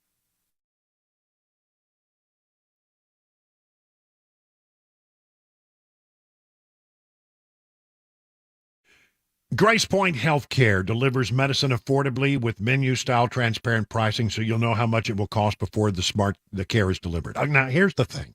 Right now, a lot of people are trying to figure out what they're going to do next year for their health care. It's that so-called open season. Because you see Martha on the TV every 10 seconds. Well, Smart Care plans may be the answer for you. For just $69 a month, you get unlimited office visits and free basic labs for the entire year. And because they treat the entire family, even newborns, they can offer up family plans as well. Would this work for you? Well, think about it, because if you have a high-deductible insurance plan, this could save you and your family a lot of money. At Grace Point, they take their time with each patient. They see you the same or next day. No long wait times or crowded wait rooms. They treat naturally whenever possible. It is a military vet-owned practice. COVID testing and treatment available. They have several therapies that could help you get over it quickly. So if you think you might have COVID, go get tested and then get treated. Seasonal allergies can be a problem this time of year, and they have all kinds of ideas about how to get you back up and in the great outdoors. Grace Point Healthcare on Main Street in Franklin, 599-6868 to schedule a visit. Hey everybody, I'm Paul Winkler. The financial world can be full of landmines for investors. On the one hand, investment firms and the financial community will often overcomplicate the financial planning process to confuse investors. As one guy who used to work a big investment firm once told me, if an investor thinks that they're over their head, they'll blindly trust you. And it's easier to sell to them. I'm glad I'm away from that. On the other hand, many people oversimplify investing to the detriment of investors. Just having a little knowledge can be really dangerous. The idea there is the same. It's just a different way of selling things. At Paul Winkler Inc., we like working alongside our clients with an education guidance approach.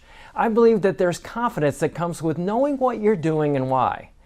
We abide by the very highest level of fiduciary care, and we use the most sophisticated financial planning tools out there. And every one of our offices is run by a degreed planner with over 20 years experience. No kids fresh out of college.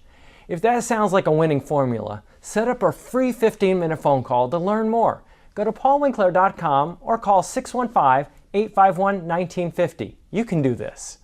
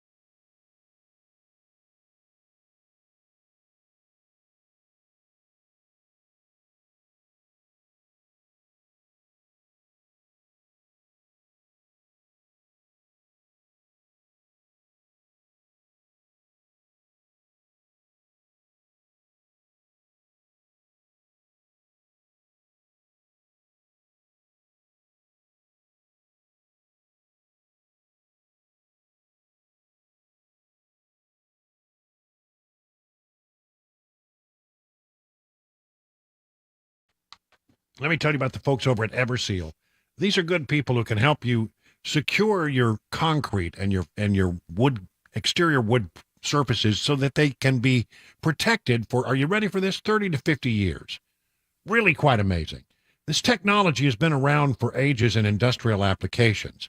And here's what happened. The folks at Everseal figured out a way to provide a permanent solution for sealing your exterior wood and concrete at a price that home and business owners can actually afford. They start with a deep cleaning, all the way down to make your wood and concrete look as new as it possibly can look. And then they apply their patented seal, which absorbs all the way through the wood and the concrete. It doesn't lay on top of it. It actually becomes a part of your wood and concrete. And as I said, will prevent any further deterioration for the next 30 to 50 years. I mean, you think about this for a moment. How many times do you do this? You do it once a year, don't you? The wood, maybe once every other year. What if you didn't have to do that for 30 years? Think of all the time that you would save. Think about all of the effort that you wouldn't have to go through. Think about all the money you would save. Well, I think this is something that would be perfect for you. And if you think so too, why don't you reach out to Steve Nelson and the team over at Everseal? Here is the number, 1-844-EVER-USA. That's 844-EVER-USA. And learn more at ever-seal.com.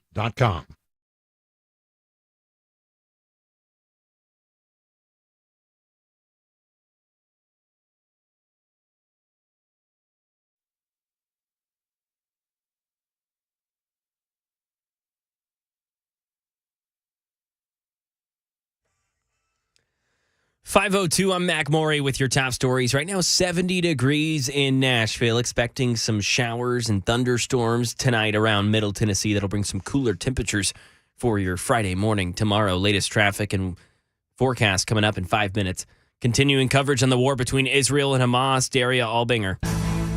President Biden will speak to the nation in a few hours from now. He'll discuss the U.S. response to the Hamas attack on Israel and to Russia's ongoing war with Ukraine. Deputy National Security Advisor John Feiner. What the president is going to be doing is laying out for the American people a description of this moment that we are in. His address as Israeli troops are being readied for a ground invasion of Gaza. The Associated Press is quoting Israel's defense minister saying that the troops will soon see Gaza from the inside. The Pentagon says the USS Carney in the Red Sea shot down 3 cruise missiles and several drones, which may have been headed to Israel. This action was a demonstration of the integrated air and missile defense architecture that we have built in the Middle East and that we are prepared to utilize whenever necessary to protect our partners and our interests in this important region. Brigadier General Pat Ryder says Iranian-backed Houthis in Yemen were responsible. And the Minister of Agriculture says that the first and last priority right now is to destroy the military infrastructure of Hamas. President Biden will address the nation concerning the Israel conflict tonight at 7 p.m. Central Time. Right now in the nation's capital, Republican gridlock continues on Capitol Hill with no set time for a third try to elect Jim Jordan as House Speaker. Andy Field has the latest. Jim Jordan unsuccessful at 2 House Speaker votes or a resolution today that would have given temporary Speaker Patrick McHenry more power to call votes. In the meantime, he says, I want to talk with the 20 individuals who voted against me so that we can move forward and begin to work for the American people. But many of those no's appear solidly against Jim Jordan. Crime in Tennessee schools. Channel 4 reports that a student at Houston County High School in Aaron, Tennessee is going to face charges after allegedly making a threat, which in turn prompted the whole school to evacuate. The student showed up to the school in full military protective gear. It was a career day of sorts. One student said that the 15-year-old threatened him, and a teacher was informed. The school was then evacuated to the football field. The teenager had no weapons, and nothing was found in the school or in school buses. Charges are expected to be filed towards the student as he's being questioned by the sheriff's office.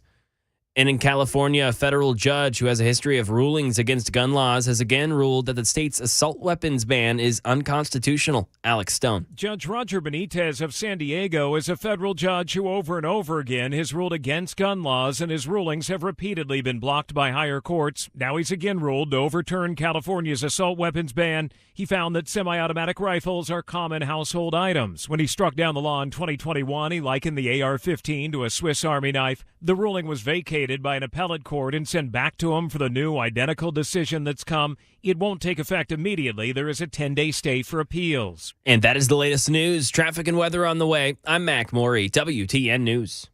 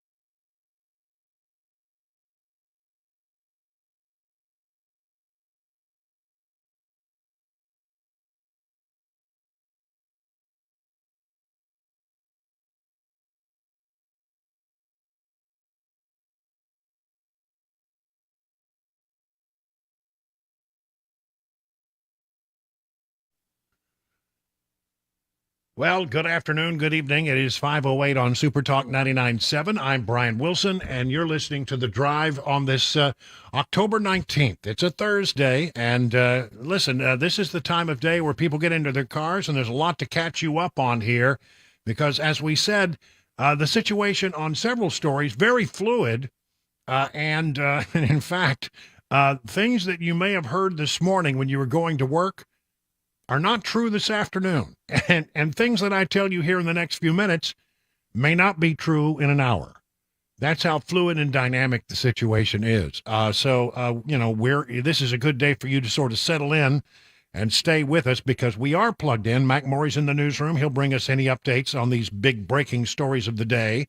And I have my best people plugged in around the country, but most importantly in Washington, D.C. right now. We're trying to figure out whether or not we're going to have a speaker. Let me just bring you very quickly the top stories that we're watching. We do not have a speaker, and there is going to be a vote tonight. A movement earlier today to make Patrick McHenry, the Speaker Pro Tem, sort of a quasi-permanent speaker, has gone away. That is not going to happen. So that is number one story. Number two, no ground war yet in Israel, although the forces are poised and ready to go, and Israeli leaders have given them the green light to enter Gaza. We don't know the time that will happen, but it is imminent. The president will speak from the Oval Office tonight to talk about continuing aid to Israel, Palestine, Ukraine, Taiwan, and to provide money for the border. Certain to be a controversial speech in Republican quarters, but that will happen tonight at 7 o'clock Middle Tennessee time. So it's a few of the stories we're covering here on The Drive today. Let me move to this story about the speaker, which is the story that we want to try to bring you more detail on at this hour. This morning, it seemed very clear that Jim Jordan was going to withdraw his name from consideration. He's had two shots at it. He got 200 votes the first time and then 199 votes the second. So, he was going the wrong direction. He spent, 24 hours trying to convince the 21 or so Republicans who were who were having problems with him becoming the speaker, who had voted against him, and apparently was not making a great deal of headway. So the word came that he was going to withdraw, and he was going to suggest that they go ahead and make Patrick McHenry, who's been acting as the speaker. The term is exactly what they call him exactly, is Speaker Pro Tempore. And so they were going to make him the acting speaker for a short period of time, give him additional powers. And then, I don't know, they went to conference this morning. They went behind closed doors. Matt Gaetz entered the room and said the following. I think that I'm against Speaker Light. I'm against Bud Light. I believe it is a constitutional desecration to not elect a Speaker of the House. We need to stay here until we elect a Speaker. And if someone can't get the votes, we need to go on to the next person. But twisting and torturing the Constitution to empower a temporary speaker is having a speaker light that is not constitutionally contemplated, is deeply infirm, and I will do everything possible to stop it. So he said he'd do everything to stop it. Well, and to Gaetz's credit, he wasn't alone. I am told by people that were inside that meeting that in very short order, that idea was slapped down. They didn't have the support for it in conference. And so then Jim Jordan said, well, let me go back and talk to my family. Let me go back and talk to some of the people who have voted against me. And then about the time we came on the air, Jordan was captured by cameras saying, we're going to try one more time, maybe more than one time, to see if we can get to 217. I'll keep my name in nomination. Now, that was at 3 o'clock. It is now 5 o'clock of Middle Tennessee time, 5:13, and we still don't know when that vote is going to take place. We were told it might, that basically the House is adjourned subject to call of the chair. They could call them in and start the process. They would have to have a quorum call, then they would have to see how many people are there, and probably going to be around 432. He still needs 217 votes. And then they begin the lengthy process of a roll call vote, which takes about an hour to go through all 432 names or 435 names. And so then if you along the way see that Jordan has lost as many as 5 votes, then it's done. It's just done. He's not going to become speaker. And then the question is, will they just then burrow in and vote time after time after time? Unclear. We just don't have a good idea. Tim Burchett from earlier today. A lot of people just think there should just be a cooling off. There's people that like Jim and don't like Jim that think that. It's just like I said before, I think we ought to stay here and do our work and not kick the can down the road. We do that for everything. As for this idea of whether or not the Speaker pro tem could have expanded powers to actually pass legislation and rule over the House, the former Speaker of the House, Kevin McCarthy, said, when I put him on the list to be Speaker pro tem, and if this was all a decision by Speaker McCarthy to put him on a list of people who would step in, it's a continuity of government thing. If something were to happen, horrendously to the United States leadership and, McCarthy was not able to serve, then there was a list of who would then rise up next. By the way, right now the Speaker pro tempore is in the succession to become President of the United States. If Vice President Kamala Harris was unable to serve, I think I'm correct in saying Patrick McHenry would be the next person up, even though he's not really the Speaker of the House. He's the Speaker pro tem. But McCarthy said he always thought when he put him on that list that he would be able to act as Speaker because it was always a continuity of government thing. When I put McHenry's name down, it was my belief that if something happened to me, that McHenry could run the floor until we elected a new Speaker. It was not my intention when I put a name down that they couldn't do anything. Well, so that was his intention. That was his interpretation. We talked to John Rose about that earlier, and he said, yeah, it seems like that is that's sort of the way I read the statute as well, because the whole reason for the statute was to make sure that government could function in times of an emergency. We didn't know the emergency was going to be self-imposed by Republicans on themselves. By the way, I spoke to John Rose earlier today on this program and asked him about what happened in that closed-door meeting. And here's his assessment from our 3 o'clock hour.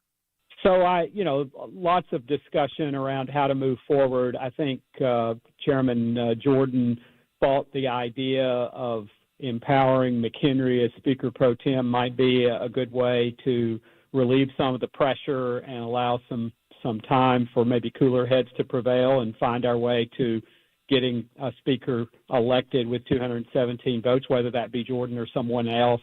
I think many of us in the conference don't think that's the right answer at this juncture.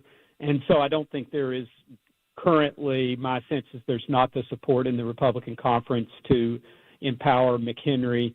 McHenry has taken the view that his current powers do not extend beyond presiding over the House for the purpose of selecting a new Speaker. And so that means, we need to get back to our job of figuring out who in the Republican conference can garner 217 votes. I don't think Chairman Jordan is quite ready to throw in the towel on that, or maybe even close to throwing in the towel, though there are a number of, as we've seen on the floor, there are a number of members, Republican conference members, who are not at this point ready to support Jordan. So there you have that. It doesn't sound like, to me, unless there has been something dramatic that has happened in the last hour or two, that Jordan can get to 217 votes. But, he seems to be, the great number of conservatives, and certainly the people that I listen to here, who listen to this station and who are within the sound of my voice, if I'm reading social media cues correctly, and reading some of the things that you've been saying on our air and onto our text line and in phone conversations that we've had, it seems like here in Middle Tennessee, we're happy with Jordan. And so I don't know. The question is really, if he doesn't get it in the first round tonight, will they do another round? Will they come in and try it again tomorrow? I don't know. but we're heading into week number 3 without a speaker. And it seems like we have a lot going on the world stage. I think it makes the United States look chaotic at a time when what we need to be looking is stable. I think it is not a good thing for Republicans to be in war with themselves. I think we need to be unified, and somebody's got to give here, because if I've got the list here. So McCarthy is ousted. Scalise can't get there. Jordan's had 2 votes, and he can't get there. So then they say, well, let's make Patrick McHenry the speaker for a short period of time and enhance his ability to conduct business on the floor. And that can't pass muster. So what will work is the question. We may find the answer tonight. We may not find the answer tonight. But again, as I would tell you that the situation is fluid. I talked to someone who had just come out of Jordan's office, and Jordan apparently wanted to see if people can be brought to vote for him and what it would take. One thing that has to change, no matter what happens, is when we finally do get a speaker, the first vote has got to be to rescind this stupid rule that says that any one person can call for a vote to vacate the chair. Because that means if one member of the Republican caucus gets upset with whoever becomes speaker, that he can get 3 or 4 other people to go along with him, then it's over. We will go through this whole thing again and again and again and again. So, again, we don't have the answer. Situation fluid. My expectation is that at some point tonight there'll be a vote, but it's not clear. At some point, if they push it off any later, it's going to be in conflict with the president's address to the nation at 8 o'clock Eastern, 7 o'clock Middle Tennessee time. By the way, the president's speech will be carried. Mark Levin will carry it in his show, and then, of course, you'll get the kind of commentary that you come to expect. Is there an update on that, Chris? Yes, we are actually going to carry it as it happens right here. Okay. So we'll carry that, and then will we join Levin in progress? Yes. Okay, that's the plan. Again, everything, as I said, everything is fluid. That wasn't the plan 5 minutes ago, but it is now. Okay, that's good. 21 past the hour now, 5 o'clock.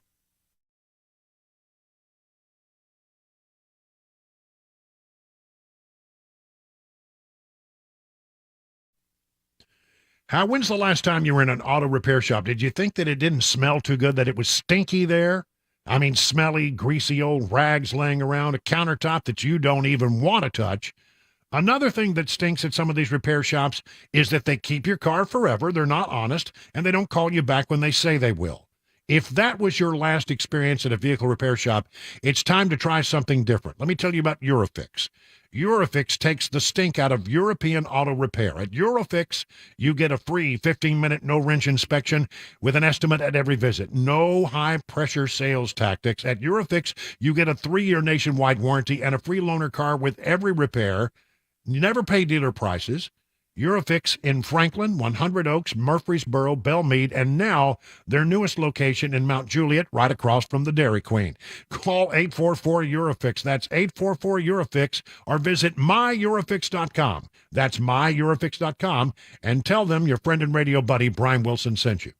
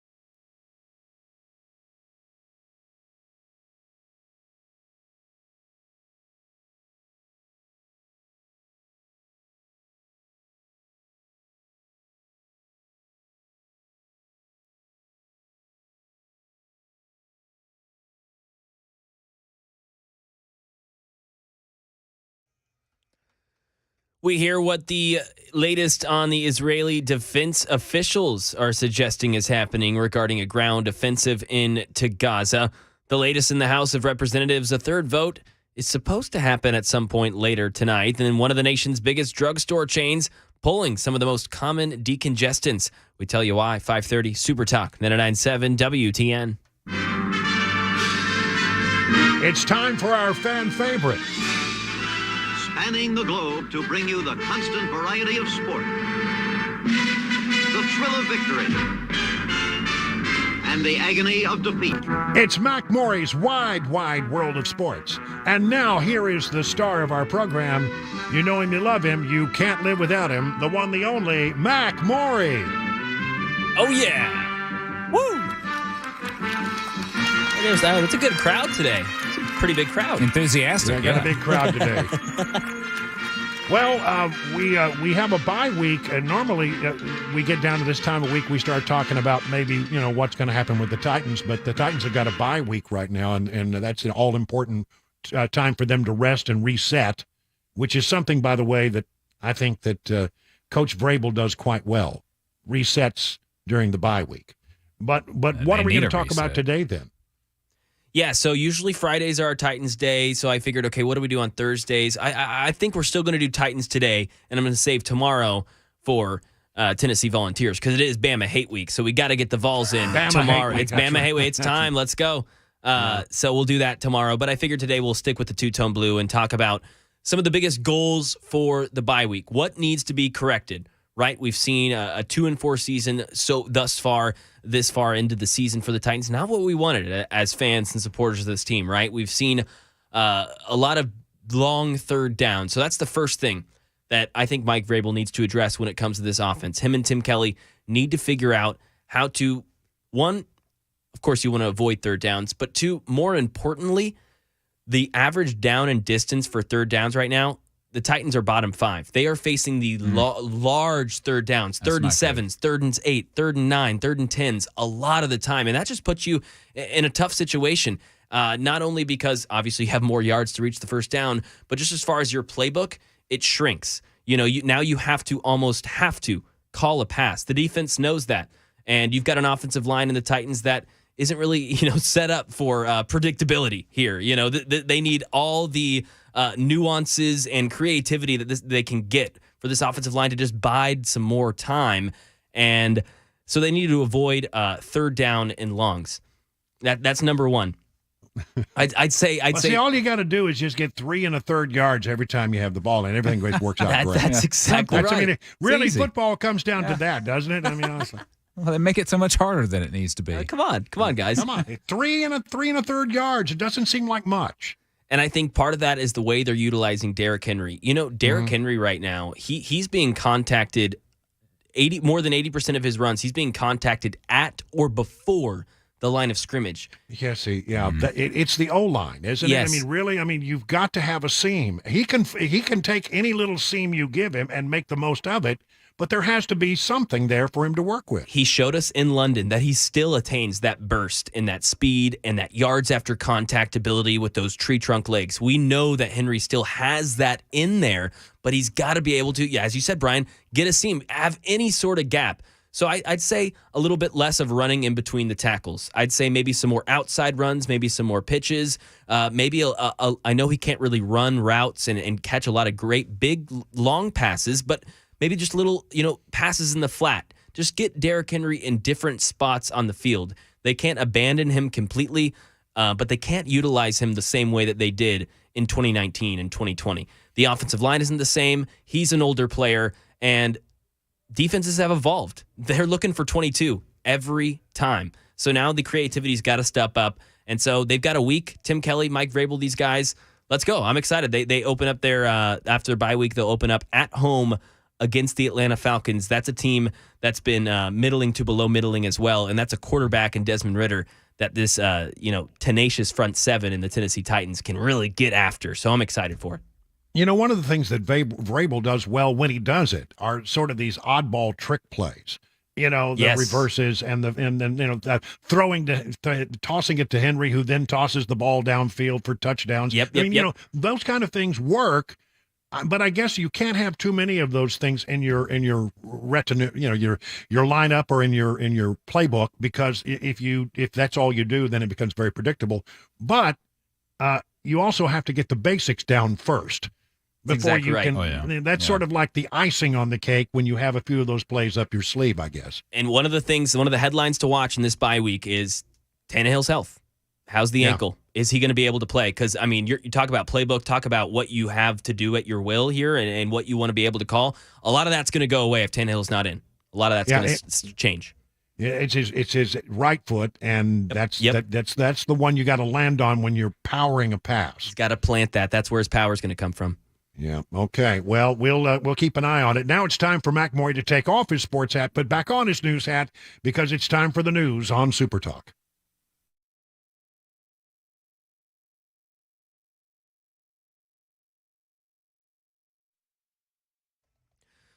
.532, I'm Mac Morey with your top stories. Right now, 69 degrees in Music City. Full weather forecast, latest traffic report on the way. 5 minutes. Israel's defense officials suggest a ground offensive into Gaza may be imminent. Matt Gutman in Israel. We expect some significant incursion in the coming days. The question is when. The question is how deep, how expansive is this incursion? Does it comprise all of the Gaza Strip? And from the cabinet ministers I've been speaking to and the military officials, it seems like no. It looks like there will be minor incursions. Israel will take a parcel of land, a piece, clear it, try to hunt for the tunnels, try to hunt for Hamas fighters, and then come back out. President Biden will address the nation tonight regarding the Israel-Hamas conflicts, 7 p.m. Middle Tennessee time. Right now in the nation's capital, Jim Jordan plans on having a third vote tonight as he'll try to garner the 217 votes needed that it takes to get elected as Speaker of the House. Jordan has said that in the meantime, he's trying to figure out why the 20 representatives that voted against him did so they can, quote, begin to work for the American people. Right now, it seems that some of those no's are pretty solidly against Jordan. And if this vote doesn't work out, there's a good chance that Speaker pro tempore Patrick McHenry will bring legislation to the floor until January. And one of the nation's biggest drugstore chains pulling some of the most common decongestants off store shelves. Alex Stone explains why. An advisory panel at the FDA declared the common ingredient in cold medicine, oral phenylephrine, does not work. It's supposed to be the decongestant in cold meds, but it's long been suspected in the medical community it does not help you breathe through your nose. It's in some of the most known and widely used cold medications. The FDA has not yet ordered manufacturers to take it out or told stores that they cannot sell it. But now CVS tells ABC News it is removing certain oral cough and cold products that contain phenylephrine as the only active ingredient in them. That is the latest news, traffic and weather on the way. I'm Mac Morey, WTN News.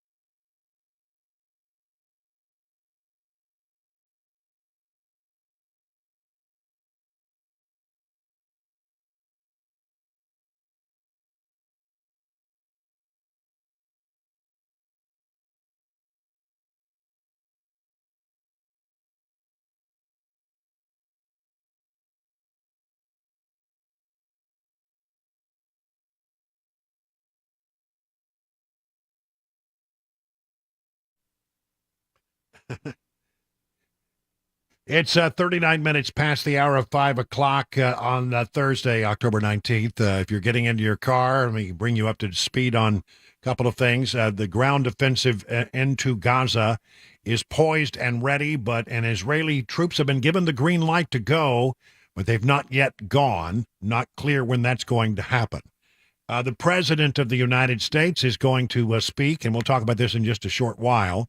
He's going to speak at 8 o'clock Eastern Time, 7 o'clock Central Time, and we will carry that address from the Oval Office right here on Super Talk 99.7 at 7 o'clock with ABC coverage. We will then join the Mark Levin Show in progress and give you all of that. So that's what is our plan for the evening. We are still trying to figure out whether or not there's going to be a vote tonight. And it's very much up in the air. As I told you when I started the show, the things we told you this morning are no longer true. And the things that will happen throughout the hour may make the stuff that I'm about to tell you now untrue. And that seems to be the case. Let me bring you up to speed. This morning, the very wide reporting, many people were carrying this story that there was a movement afoot among Republicans to empower the Speaker pro tempore, Patrick McHenry, with enough power that he could conduct business on the floor of the House and make that sort of a temporary assignment, but give it some legislative bones. Now, some people think you didn't need to do that the Speaker pro tem had the power, but McHenry, who is the Speaker pro tempore, does not believe that to be the case. He believes his sole job is to make sure that a speaker is appointed, and then he steps down, and the new speaker takes the gavel. So Jim Jordan was said to be very much in favor of the idea of empowering Patrick McHenry because he didn't think he could get there, which means he couldn't get 217 votes. On the first vote, he got 200. On the second vote, he got 199. And so will he be able to get a vote going tonight? There is talk of a vote tonight. But let me take you to just outside the reporting from just outside his office. People are staking. It's called a stakeout. They're staked out in front of his office, and here's what we are getting from thehill.com. Several opponents of House Judiciary Committee Chairman Jim Jordan left a meeting with him today, vowing to maintain their resistance. In other words, they're not going to flip. The meeting came after a push to empower Speaker pro tempore Patrick McHenry hit a Republican wall. Opponents predicted opposition to Jordan would only grow. The Ohio Republican failed to win the gavel on the second ballot Wednesday, losing even more Republicans than on the first ballot Tuesday. Jordan allies, including some that we have talked with, say that a third vote is supposed to happen tonight, but as yet it has not happened. It has not been called, and we don't know when it's going to take place, if at all. So who are the people who came out of the meeting and said, no, I'm not going to flip my vote? Remember, in this dicey situation, Jordan can only afford to lose 4 votes. John Rutherford of Florida confirmed as he left the Speaker designate's office, that would be Jordan's office, that he is still going to vote against Jordan. Asked if he believed there is no path forward for Jordan's speakership, Rutherford told reporters correct, and that's what this meeting was about. Rutherford did not vote for Jordan on either of the first 2 rounds, instead voting for House Majority Leader Steve Scalise. Representative Carlos A. Jimenez and Mike Kelly are still opposing Representative Jim Jordan for Speaker after meeting with him on Thursday afternoon. Jimenez told reporters that he plans to vote for former Speaker Kevin McCarthy again on the House floor after previously voting for him in the first 2 ballots. He was listening to us, and he had some points, and I think it was a good, frank conversation. I want to thank him for the opportunity. I thought that it was productive, but it did not change my mind, said Jimenez. Kelly says he plans to back Majority Leader Steve Scalise, noting that he is supporting the guy that I voted for and who won the election on October 11th. Kelly voted for Scalise on the first ballot, but voted for former Speaker John Boehner. Yes, this is the guy who voted for Boehner on the second one. Now, let's turn to another name. He has not said how he's going to vote, But he has been very stubborn about moving off of dead center here. Representative Ken Buck of Colorado, he said Thursday that he has received 4 death threats for not supporting Jim Jordan's speakership bid, marking the latest lawmaker to receive such threats in recent days. I've had 4 death threats. I've been evicted from my office in Colorado. I have notice of an eviction because the landlord is mad with my voting record on the speaker's issue, Buck said in an interview on Meet the Press Now. Buck said his office has 6 full... Listen to this. Tells you how passionate people are about this. Buck said his office has 6 full-time people now answering phones and still has 20,000 messages they were unable to get to. So he's getting bombarded by calls. Buck voted against Jordan on both ballots instead of voting for House Majority Whip Tom Emmer. When asked about a heated exchange between former Speaker McCarthy and Representative Matt Gaetz during a closed-door GOP conference meeting Thursday, Buck said the barrage of calls and threats to multiple lawmakers is partly to blame for the temper among members. Everybody in the conference is getting this, so it's natural. Family members have been approached and threatened. All kinds of things are going on. There's going to be some tension. Jordan has left a meeting with opponents of his speakership bid. He did not answer any questions from reporters. Now, I talked to somebody that was in his office today, and it sounds like he is still trying to decide whether he wants to go forward with a vote. So that was 1-2. That was 1-2, and then an unclear thing about Buck. But Mike Lawler, a Republican of New York, says he still backs a plan to empower Speaker Pro Tem Patrick McHenry as House Republicans struggle to unite behind one candidate. If that could be 4. And if that's 4 and that holds up, again, very fluid, unclear how many people Jordan has been able to flip, if any. But it would appear that if those 4 people vote against him, he's not going to get to 217. That's just the way it is. So he can lose 4 votes and still, he can lose 3 votes and still become speaker. If he loses 4 votes, he cannot become speaker.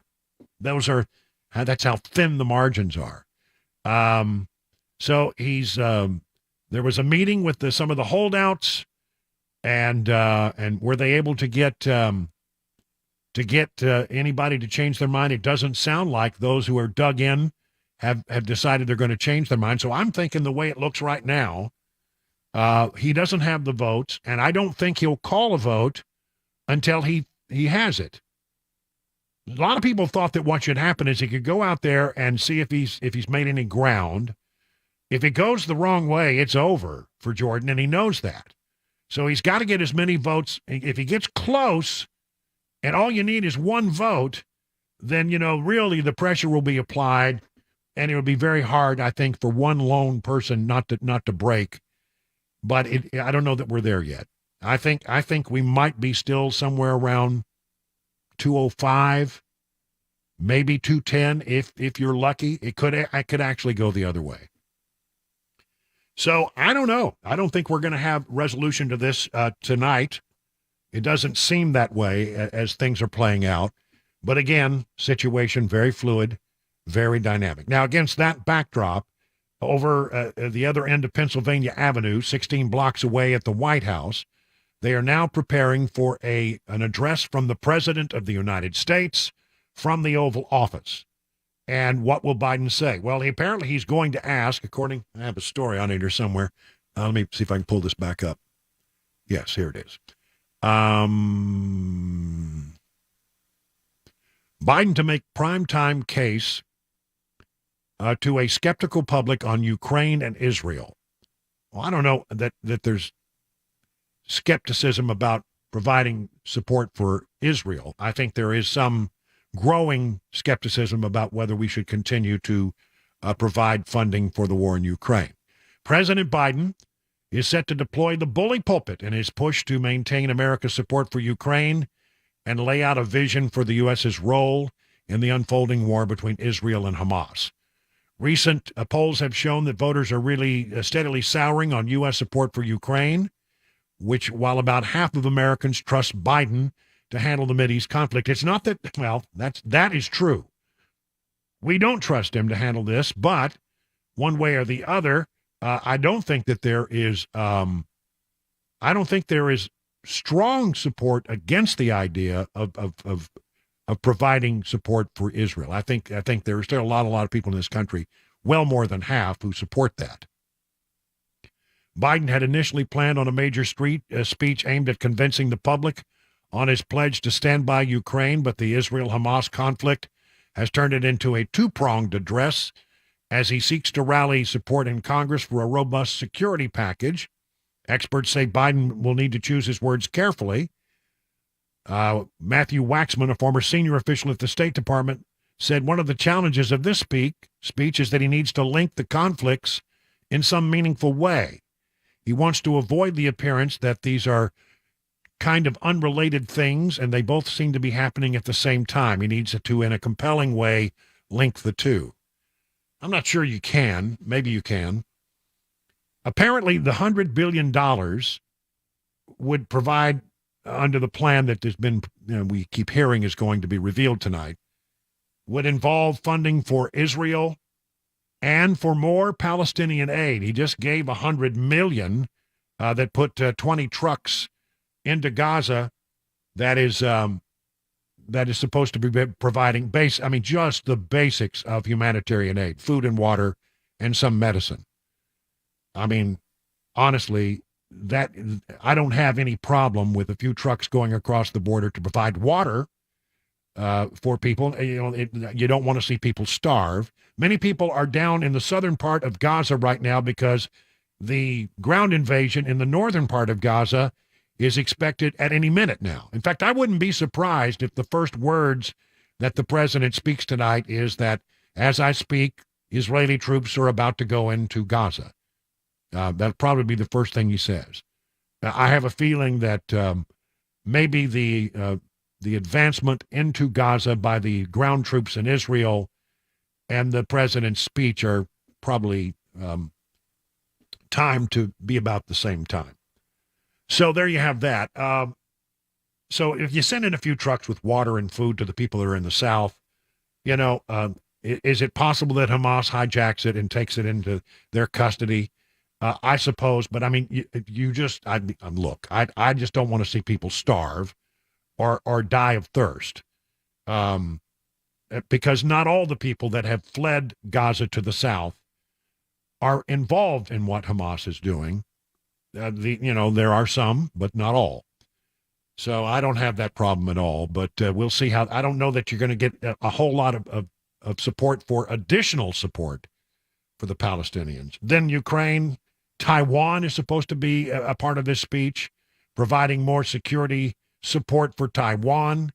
Of course, we're very concerned that the Chinese are looking more and more every day at the possibility of invading Taiwan.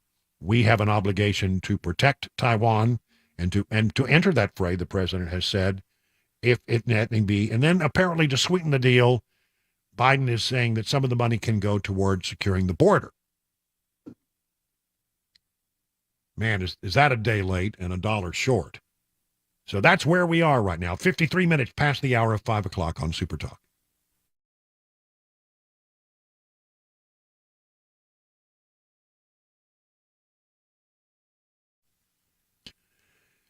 Let me give you a number for the Wellness Institute of Nashville. And honestly, you should write this down. I'll give it again. So if you have to look around for a pen or a pencil, that's okay. I'll give it to you several times. 615-246-5009. See, now, if you have pain in your back, a tingling and numbness, weakness, maybe you have disc bulging or disc herniation or spinal stenosis, all of these things can be painful, and all of these things can get better with the therapy known as non-surgical spinal decompression. And Dr. Kevin Mitchell is the leader in non-surgical spinal decompression, nationwide leader. So if you're in pain right now, I got to ask you, what are you waiting for? Just write down this number and call him, 615-246-5009. Set up an appointment. Have him look you over. If you're a new patient, you get a special deal, the 2023 special. You'll get an exam, consultation, x-rays if needed. You can bring in your own MRI or x-rays if you have them. And your first treatment will only be $23. And after that, you'll be able to get half off spinal decompression or half off of this new thing, half off KT knee machine, which is sort of like spinal decompression, but it's for the knee. Same concept, gently elongate the knee so that the healing therapy can reach deep within the knee and healing can take place. Dr. Mitchell, as I said, a nation's leader in spinal decompression, 615-246-5009. Learn more by going to their website, painisbad.com. Hey everybody, I'm Paul Winkler. The financial world can be full of landmines for investors. On the one hand, investment firms and the financial community will often overcomplicate the financial planning process to confuse investors. As one guy who used to work a big investment firm once told me, if an investor thinks that they're over their head, they'll blindly trust you. And it's easier to sell to them.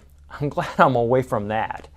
On the other hand, many people oversimplify investing to the detriment of investors. Just having a little knowledge can be really dangerous. The idea there is the same. It's just a different way of selling things. At Paul Winkler Inc., we like working alongside our clients with an education guidance approach. I believe that there's confidence that comes with knowing what you're doing and why. We abide by the very highest level of fiduciary care, and we use the most sophisticated financial planning tools out there. And every one of our offices is run by a degreed planner with over 20 years experience. No kids fresh out of college. If that sounds like a winning formula, set up a free 15-minute phone call to learn more. Go to paulwinkler.com or call 615-851-1950. You can do this.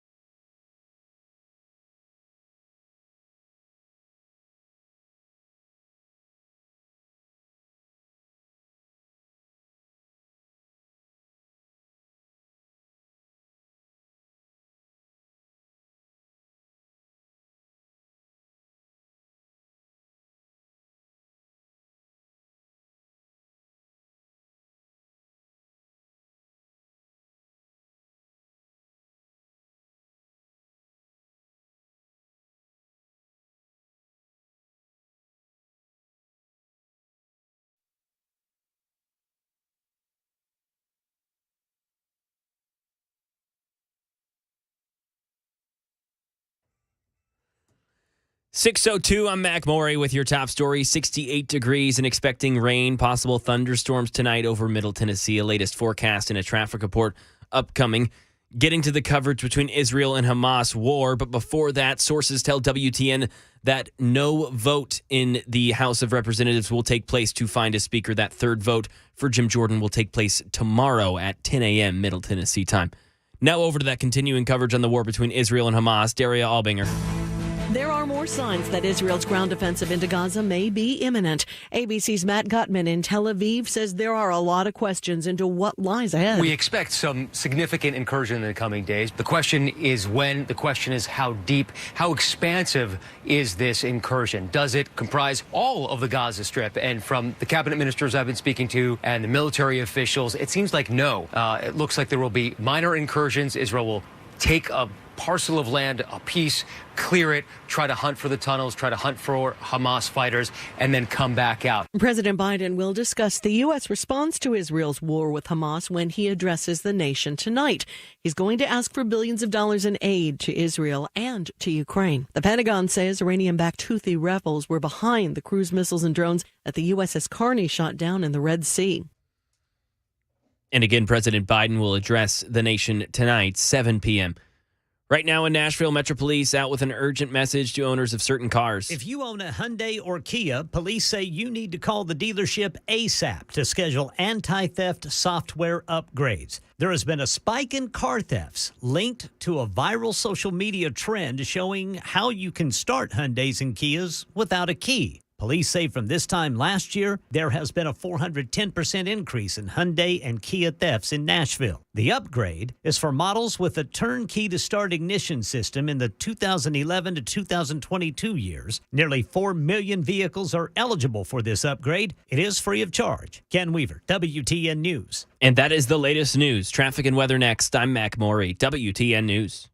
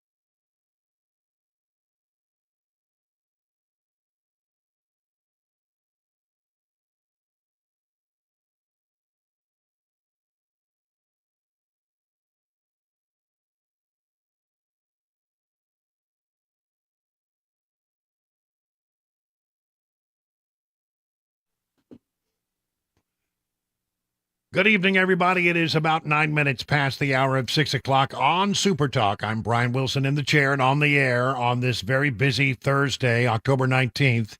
There are a lot of things happening, many fluid situations that we have to work our way through. And I'll give you the very latest. I mean, it has literally changed in the last few minutes. So let me bring you up to speed. Special programming note, first of all. The President of the United States is making only his second Oval Office address to the nation tonight, and ABC coverage will begin in about 50 minutes from now at 7 o'clock, when ABC News will pick up the coverage of the President's address from the Oval Office, said to be asking for more aid for not only Israel and Palestinian refugees who are sort of stuck in the crosshairs of what's happening, but also for Ukraine, maybe money for Taiwan, and a sweetener that would secure the border. Money we go to the secure the border, which seems to be a little late, day late and dollar short, as I will tell you in a few moments. So that's at 7 o'clock, and then we will join Mark Levin in progress at 7, probably approximately 7:30. Expected to be somewhere in the neighborhood of a 30-minute address, but whatever that is over, we will move to Mark Levin. So that is the plan for tonight. And then the other thing that we were hoping that we might get some resolution on today is whether or not we could have a Speaker of the House. And a few minutes ago, through the many sources that I have on Capitol Hill, I learned that there will be no vote on that tonight. That there is one scheduled for 10 o'clock tomorrow. That would be starting 9 o'clock Middle Tennessee time tomorrow morning. The way this works is you have a quorum call. That takes, the better part of 45 minutes or so. Get everybody onto the floor. And then you find out how many people are actually here, probably somewhere in the neighborhood of 432 right now. Out of 435, we have some vacancies. And then they do, they move toward the first order of business, which would be nominations. The nominations take about 15 minutes, it would seem. And then you would go to a vote, and it's a roll call vote, which takes about an hour to go through 432 names or 435 names. And so that will begin, I would say, probably in the 10 o'clock hour. And we might not have an answer, well into almost noon, really, honestly. However, if the tea leaves we're reading tonight is that there will not be enough votes to take Jim Jordan to 217 unless something changes overnight. We have 4 members that we've identified, and that's all it takes. 4 members who say they're not going to change their votes and they're not going to vote for Jim Jordan. The whole idea about McHenry fell apart today when they went behind closed doors. I think, we had Matt Gaetz, who sort of spoke for a lot of people, and in this time correctly, when he said, I think that I'm against Speaker Light. I'm against Bud Light. I believe it is a constitutional desecration to not elect a Speaker of the House. We need to stay here until we elect a Speaker. And if someone can't get the votes, we need to go on to the next person. But twisting and torturing the Constitution to empower a temporary speaker is having a Speaker light that is not constitutionally contemplated, is deeply infirm, and I will do everything possible to stop it. So empowering McHenry is a non-starter right now. The way it stands, it was roundly shot down, we are told, in a meeting on behind closed doors this morning. So there you have it. Again, that will start tomorrow at 10 o'clock East Coast time. It would be 9 o'clock Central time, and probably resolution, I would say, around 11 o'clock. Can he get the last few votes he needs? Doesn't seem likely, at least at this hour. But, I mean, I'll tell you, this is one of those days where I said the things that you heard on the morning show are no longer operative, and the things that I'm telling you at the top of the show may not be operative by the time we get to the end of the show. And that has proven to be true because we're not going to have a vote tonight. And that's the way it looked like it was going to fall when we were talking to folks in the 3 o'clock hour. All right. So now having laid all that out, I want to move on to other news that we really need to get covered, things that we need to bring you up to speed on. Economic news, for one. Federal Reserve Chairman Jerome Powell has acknowledged that recent signs of, cooling inflation, but he said the central bank would be resolute to its commitment to get inflation down to 2%. I think we're at about, I don't know, here in Middle Tennessee, almost 5%. Other parts of the country, it's 3.7%. He gave a speech to the Economic Club of New York. He did not commit to a specific policy, but a lot of people looked at it and said that, well, he seems to be saying that we would not raise rates in the short term, but might have to raise them again. They leave them where they are. They're going to be high for a while, and today interest rates hit nearly 8% if you're trying to get a mortgage. That's what you really want to know, right? What would a mortgage, if I had good credit, what kind of mortgage rate could I get? 8%, or very close to it. So, the price of oil is up again today. It's up near $90 a barrel. And that doesn't bode well for inflation. And that's all because of the unsure situation in the world and the fact that our president, at a time when we need to be making and producing as much oil as possible, seems to be having continued to have policies in place that are very detrimental to those that produce fossil fuels. And we're not doing everything we need to keep the flow of oil going. And this administration has a bias against fossil fuels, and therefore, get ready. Those two things will bring higher gas prices to you. That's just, may not happen today, but it will happen. The hidden price of inflation. I love this story from USA Today. Sometimes USA Today, every once in a while, they hit one. High inflation doesn't leave you with less money in your wallet and struggling. Let me start again. High inflation doesn't just leave you with less money in your wallet and struggling to pay bills. It imposes long-term cost on society and the economy by forcing consumers to invest less, negotiate wages more frequently, and devote time and energy to coping with rapidly rising prices. This according to a new paper by the Federal Reserve Bank of Cleveland. The upshot, skewed markets and an even greater loss of purchasing power for consumers, says the analysis by the Cleveland Fed senior research economist Jean-Paul Lehoulier. Bowles. He's got so many names. He's got 4 names. Jean-Paul Lehoulier Bowles and research analyst Martin DeLuca. These frictions suggest that inflation imposes significant costs on society. The long-run costs of higher inflation. In an economy without such disruptions, the prices are determined by the law of supply and demand. If demand for goods service outstrips the supply, prices will rise and vice versa. That's the way those immutable laws work. But this is getting to be the point of ridiculous, where you have inflation at place. It hit a 40-year high in June of 2022 at 9.1%. Now stands at 3.7%, still well above where the Federal Reserve wants it to be, and the economy still seems to be superheated. In other words, you have to kill the economy to make it better. Yes, that makes a lot of sense, but it is unfortunately true. So here's another story from the Examiner. Powell appears to rule out a rate hike at the next meeting, but leaves the door open to others later. Given the uncertainties and risk and how far we've come, the committee is proceeding carefully, Powell said. We will make decisions about the extent of additional policy firming and how long policy will remain restrictive based on the totality of the incoming data. Okay. Meanwhile, this is predictable. When interest rates rise, home sales drop. Sales of previously owned homes dropped 2% in September from August.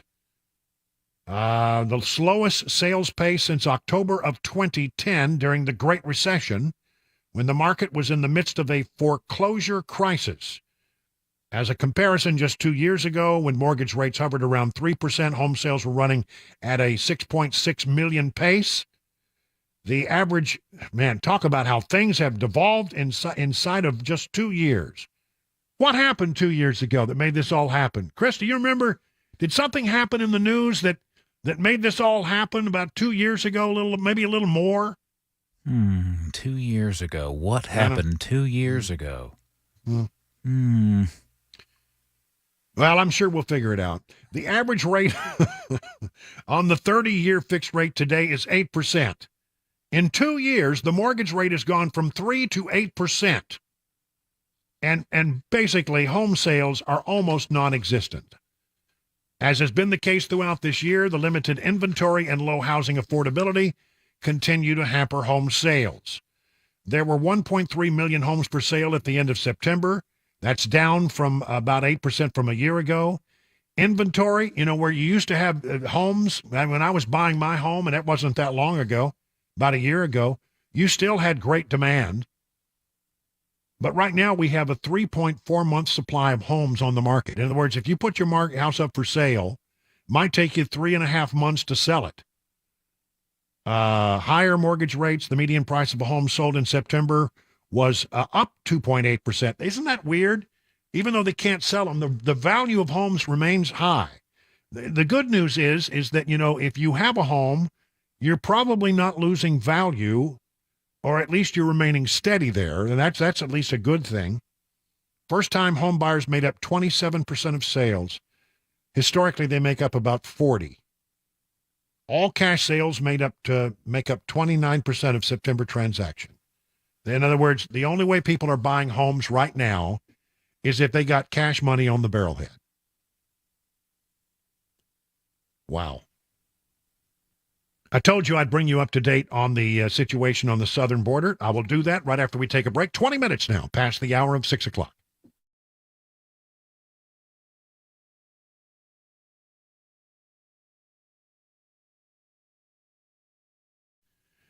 Well, busy bee, this is the time of year where you might need your heating or you might need your AC. And if either one is on the blink, just pick up the phone and call this number, 615-775-7833. They will buzz over to your home and they will get you up and running in very short order. Great customer service. Trust me on this one. If you have any questions about your service ever with Busy Bee, here's the great thing. You just call that number and ask for William or Brandon, the owners, and they will get on the phone and take care of your issue. You might want to think about some preventative maintenance, and that's the Beehive Club. But think about this for a moment. It makes a lot of sense. $99, that's what they start at. You'll get 3 thorough maintenance services on your systems, one aimed at the heating system, one aimed at the cooling system, one aimed at your plumbing system. No overtime charges, 24/7, 10% off all repairs. Busy Bee Plumbing, Heating, and Cooling is your official Rude Pro partner. For satisfaction guaranteed, call Busy Bee Plumbing, Heating, and Cooling, 775-7833, online at busybhvac.com. Hey everybody, Dan Mattis with Nashville's Morning News on WTN. I'm here at the Nashville Rescue Mission doing the interviews that I look forward to doing every single year. These are incredible stories of people who have had amazing recoveries. Thanks to this amazing facility, they are able to get clean and lead a more productive life. The date of our annual radiothon is going to be Monday, November 20th. Listen in and please donate. You can get more information at 99.7 WTN, including a link to the website for Nashville's Rescue Mission.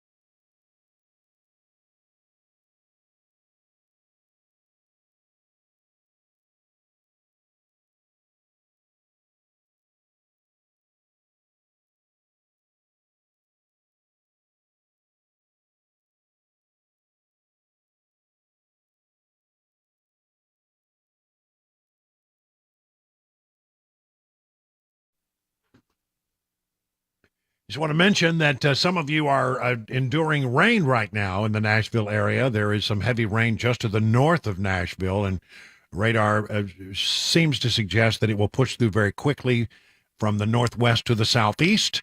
And if you get rain, it won't be there very long. I think probably behind that are some cooler temperatures, though, no doubt about that. We wanted to bring you up to date on where we are at the southern border, and it's not good. Even though the president is expected to talk about the southern border and say maybe we need to put some more resources down there, do you think? Maybe, build some more walls? I don't know. It is really bad. It is getting worse and worse. It's not getting better. The Border Patrol saw a new surge in illegal immigration at the U.S.-Mexico border in September, this according to the Daily Caller, that marked a new record for the agency, according to internal agency data exclusively obtained by the Daily Caller. Border Patrol recorded 218,777 encounters across the southern border in September, the highest on record for the month going back to at least the year 2000. Whew. According to the data, September marks the end of the fiscal year, meaning Border Patrol apprehensions surpassed 2 million in fiscal year 2023. Yeah, because we're now in fiscal year 2024, even though we're not in calendar year 2024. The last September high was when Border Patrol recorded 207,000.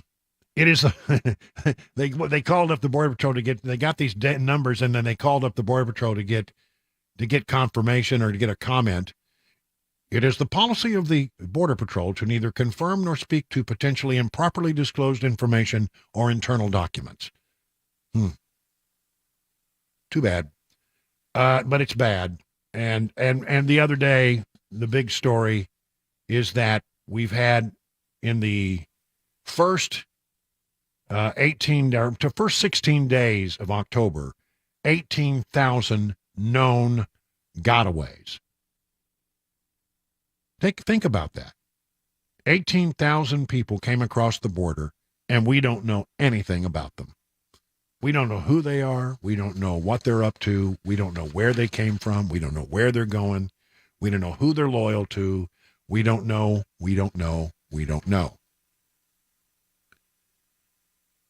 Looking at some other local news very quickly, I saw this story and I had questions. I mean, sometimes you read stories, you have more questions. A wanted man was taken into custody after leading authorities on a pursuit through multiple Middle Tennessee localities overnight. 12:15 a.m., officials said the Sumner County Emergency Communications Center learned that Metro Nashville Police Department had engaged in a vehicle pursuit involving a silver Honda sedan. It was headed towards Sumner County. The folks there in Sumner County put out the strips. What do you call them? The rumble strips that spike strips. Spike strips. Yeah, thank you. They found out that the driver of this car was John Trez London. 14 active warrants, included one for aggravated assault with a deadly weapon. What was this guy doing out? I don't know. Metro Police reported the vehicle. They threw out the spike strips. It disabled the suspect vehicle, but he abandoned the car and ran off. Where this always happened. Abandoned the car and ran off into the wood line. But, as it turned out, Sumner County has a drone. They put the drone in the air, and it was able to identify his exact locations, and he was taken into custody without incident. Score one for the infrared drone.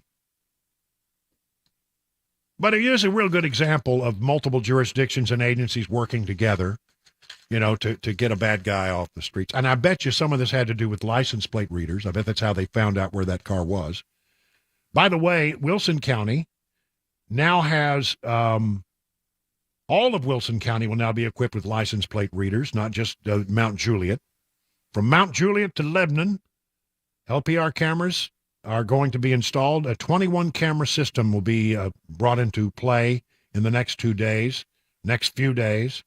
This all came from the governor's Violent Crime Intervention Fund. A total of $187,000 awarded to Wilson County alone, and they're using all of that for license plate reader cameras. They are into the LPRs in a big way in Wilson County.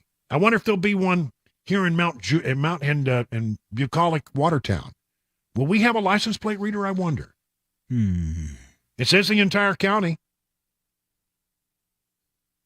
Better watch your step. They're on to me. 30 minutes now past the hour of 6 o'clock.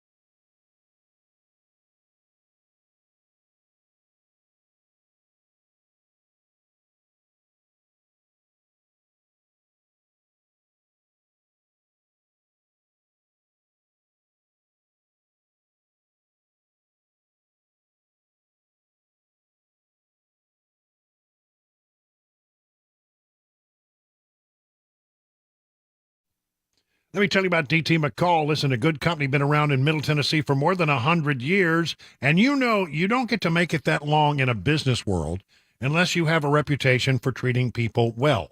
And I think they do. D.T. McCall, I trust them. In fact, I do a lot of business with them.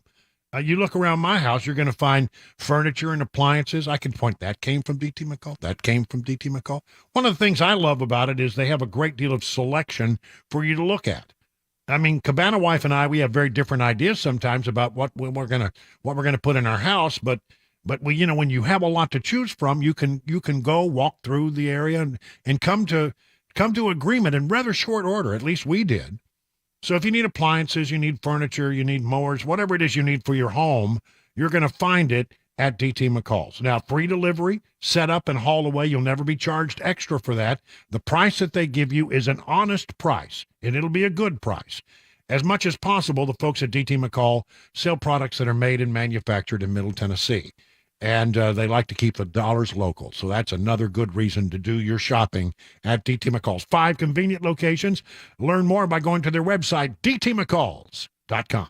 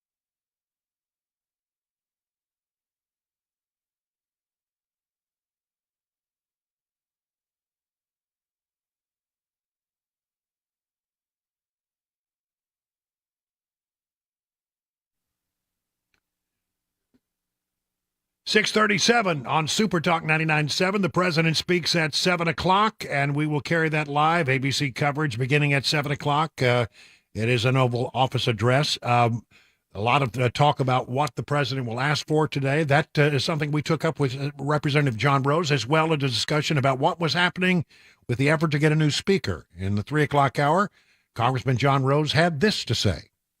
So lots of discussion around how to move forward. I think Chairman Jordan thought the idea of empowering McHenry as Speaker Pro Tem might be a good way to relieve some of the pressure and allow some time for maybe cooler heads to prevail and find our way to getting a speaker elected with 217 votes, whether that be Jordan or someone else. I think many of us in the conference don't think that's the right answer at this juncture. And so I don't think there is currently, my sense is there's not the support in the Republican conference to empower McHenry. McHenry has taken the view that his current powers do not extend beyond presiding over the House for the purpose of selecting a new speaker. And so that means, we need to get back to our job of figuring out who in the Republican conference can garner 217 votes. I don't think Chairman Jordan is quite ready to throw in the towel on that, or maybe even close to throwing in the towel, though there are a number of, as we've seen on the floor, there are a number of members, Republican conference members, who are not at this point ready to support Jordan. Well, is this going to be one of those things where they go to the floor, and if he doesn't get to 217, they turn around and do another vote and another vote and another vote? Or are they just going to do what they did last time and sort of say, well, subject to call of the chair, and then they retreat to see if they can work through some of the no votes and turn them into yeses? Well, I think that's up to to Speaker-designate Jordan as to what the schedule will be in terms of taking recurring votes. I don't know if he's at the point of doing that.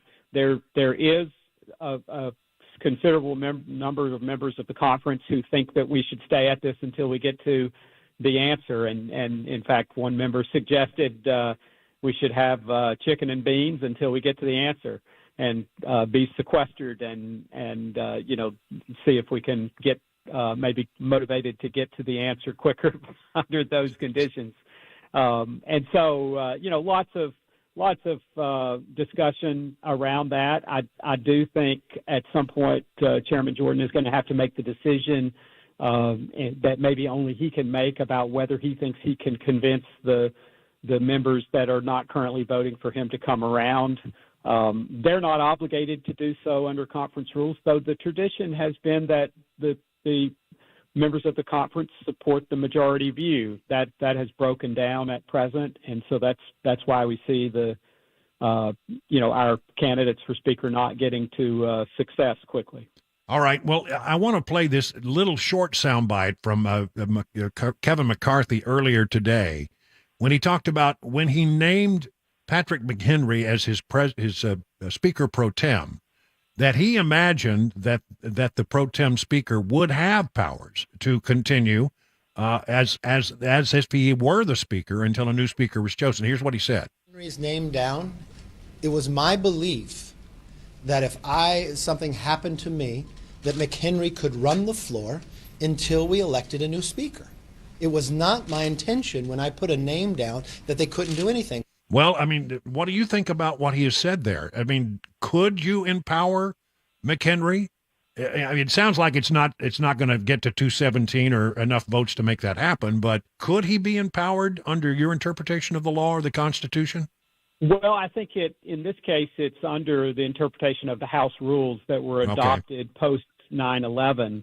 That's when this rule came into being, and it's been put in place in successive House, majorities since that time. And my reading, frankly, Brian, is that McCarthy's interpretation is correct. If you think about the time post 9/11 and what they would have been attempting to accomplish, it makes sense from a continuity of government perspective that the intention of the rule was to have a procedure for there to be a successor or successors in place for the Speaker of the House if for some reason they were not able to serve. So I think that's the least tortured interpretation of what that rule should be. And unfortunately, that's not where we are right now. Chairman McHenry took the position initially, and I think is resolved to stay with that position, that his powers should be limited to those that he would need to oversee the selection of a new speaker, and so that he's not going to move off of that position. There has been discussion, as you've already alluded to, of introducing a resolution on the floor that would give him that power. I don't believe that such a resolution is going to be presented, at least on the Republican side, and I don't believe there is sufficient Republican support at present. And as I've already indicated, at this juncture, I don't think that's the right answer. I do think, however, it would be a fair reading of the rule to find that the current Speaker pro tem, in this case Chairman McHenry or Speaker pro tem McHenry, does already have those powers. Yeah, I mean, it would seem if the idea in passing that rule was to have a plan of secession, should there be a tragedy that occurred in Washington, and you needed somebody in that role, that it was about continuity of government. Well, this is sort of falls, it would seem, to what we have right now. But look, if you don't have support for it, I mean, I got the impression that behind closed doors today, that idea got shot down pretty quick. It did. That's correct. Okay. So no guidance yet to Republicans about what's going to happen tomorrow. Is there thought that they'll send people home, or the thought that they will stay in through the weekend and pound it out? There's been no guidance. I personally would favor staying here and pounding it out. I don't think that it makes sense for us to go home until we get this issue resolved. We have members that certainly probably would like to go home, but I think we need to get on with this and arrive at a speaker. if we're not willing to take any of the alternative approaches to this, then we need to elect a speaker.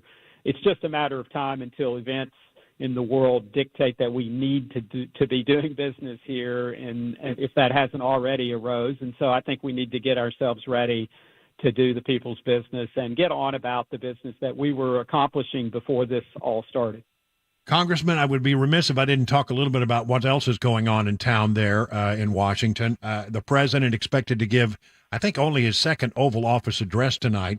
He's going to speak to the nation, and he's going to talk about the need for aid to Israel, I think to the Palestinians, although they already gave some money for humanitarian relief in that regard. Ukraine, I understand that there'll be a request for funding to support Taiwan.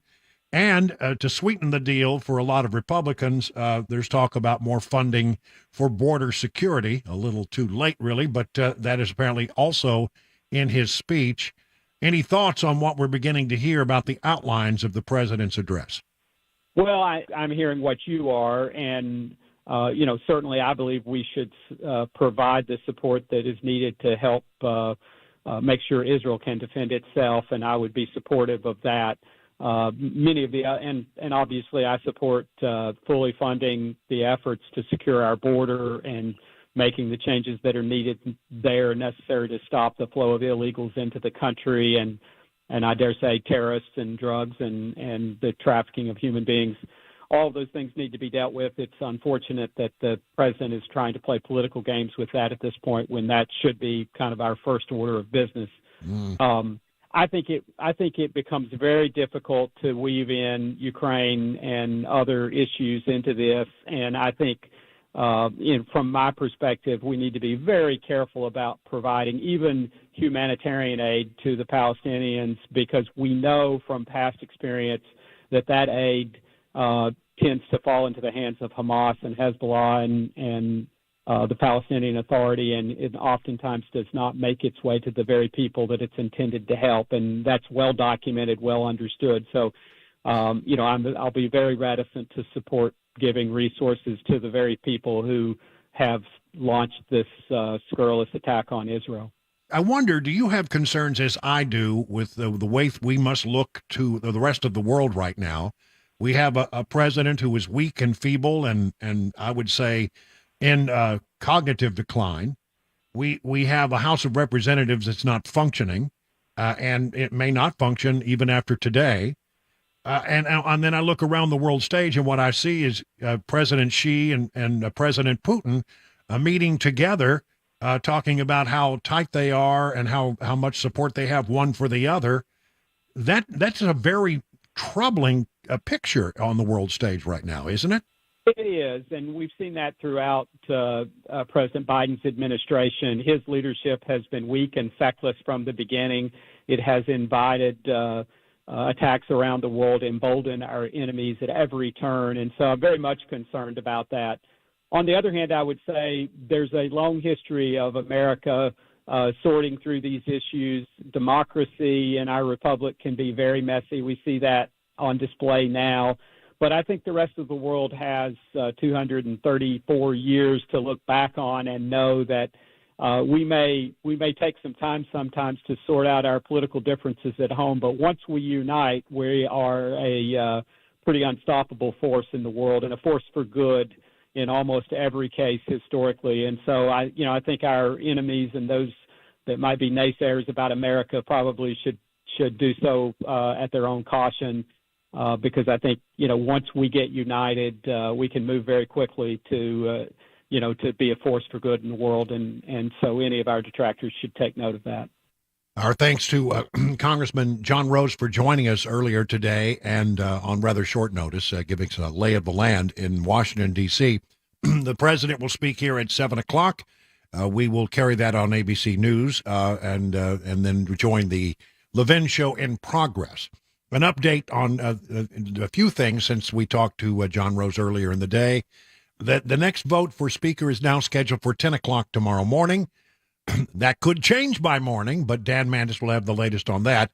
And then we expect that there's a good chance that if they don't get to 217 for Jordan in this vote, that votes will be scheduled across the weekend. So Congress is going to be asked not to go home, but to stay in place and try to pound it out until they get somebody to become the Speaker of the House.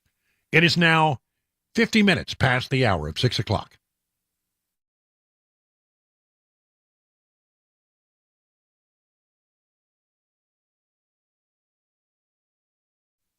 Folks, I want to talk today about gold. Gold has been used as money for millennia. It's a tried and true store of value and is consistent across generations.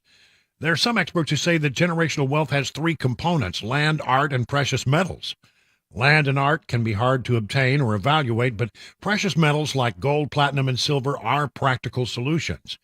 See, inflation is currently decreasing the value of your money. Maybe you have some gold that was given to you and you're not sure what it's worth, or you're just curious to learn more about precious metals. You just want to sit down and learn more. Well, that's what you get at Nashville Gold and Coin. Gold and silver can be a safe haven during uncertain economic times. You can learn all about the importance of owning precious metals by going to Nashville Gold and Coin. Always available to discuss your options and educate you on the precious metals market. Do what I did and go to Nashville's real money source, Nashville Gold and Coin. Learn more and set up your appointment by going to their website, NashvilleGoldandCoin.com. Hey everybody, I'm Paul Winkler.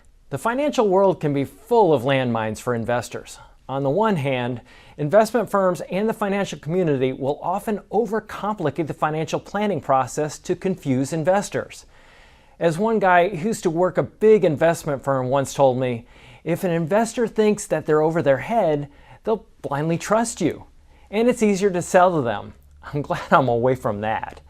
On the other hand, many people oversimplify investing to the detriment of investors. Just having a little knowledge can be really dangerous. The idea there is the same. It's just a different way of selling things. At Paul Winkler Inc., we like working alongside our clients with an education guidance approach. I believe that there's confidence that comes with knowing what you're doing and why.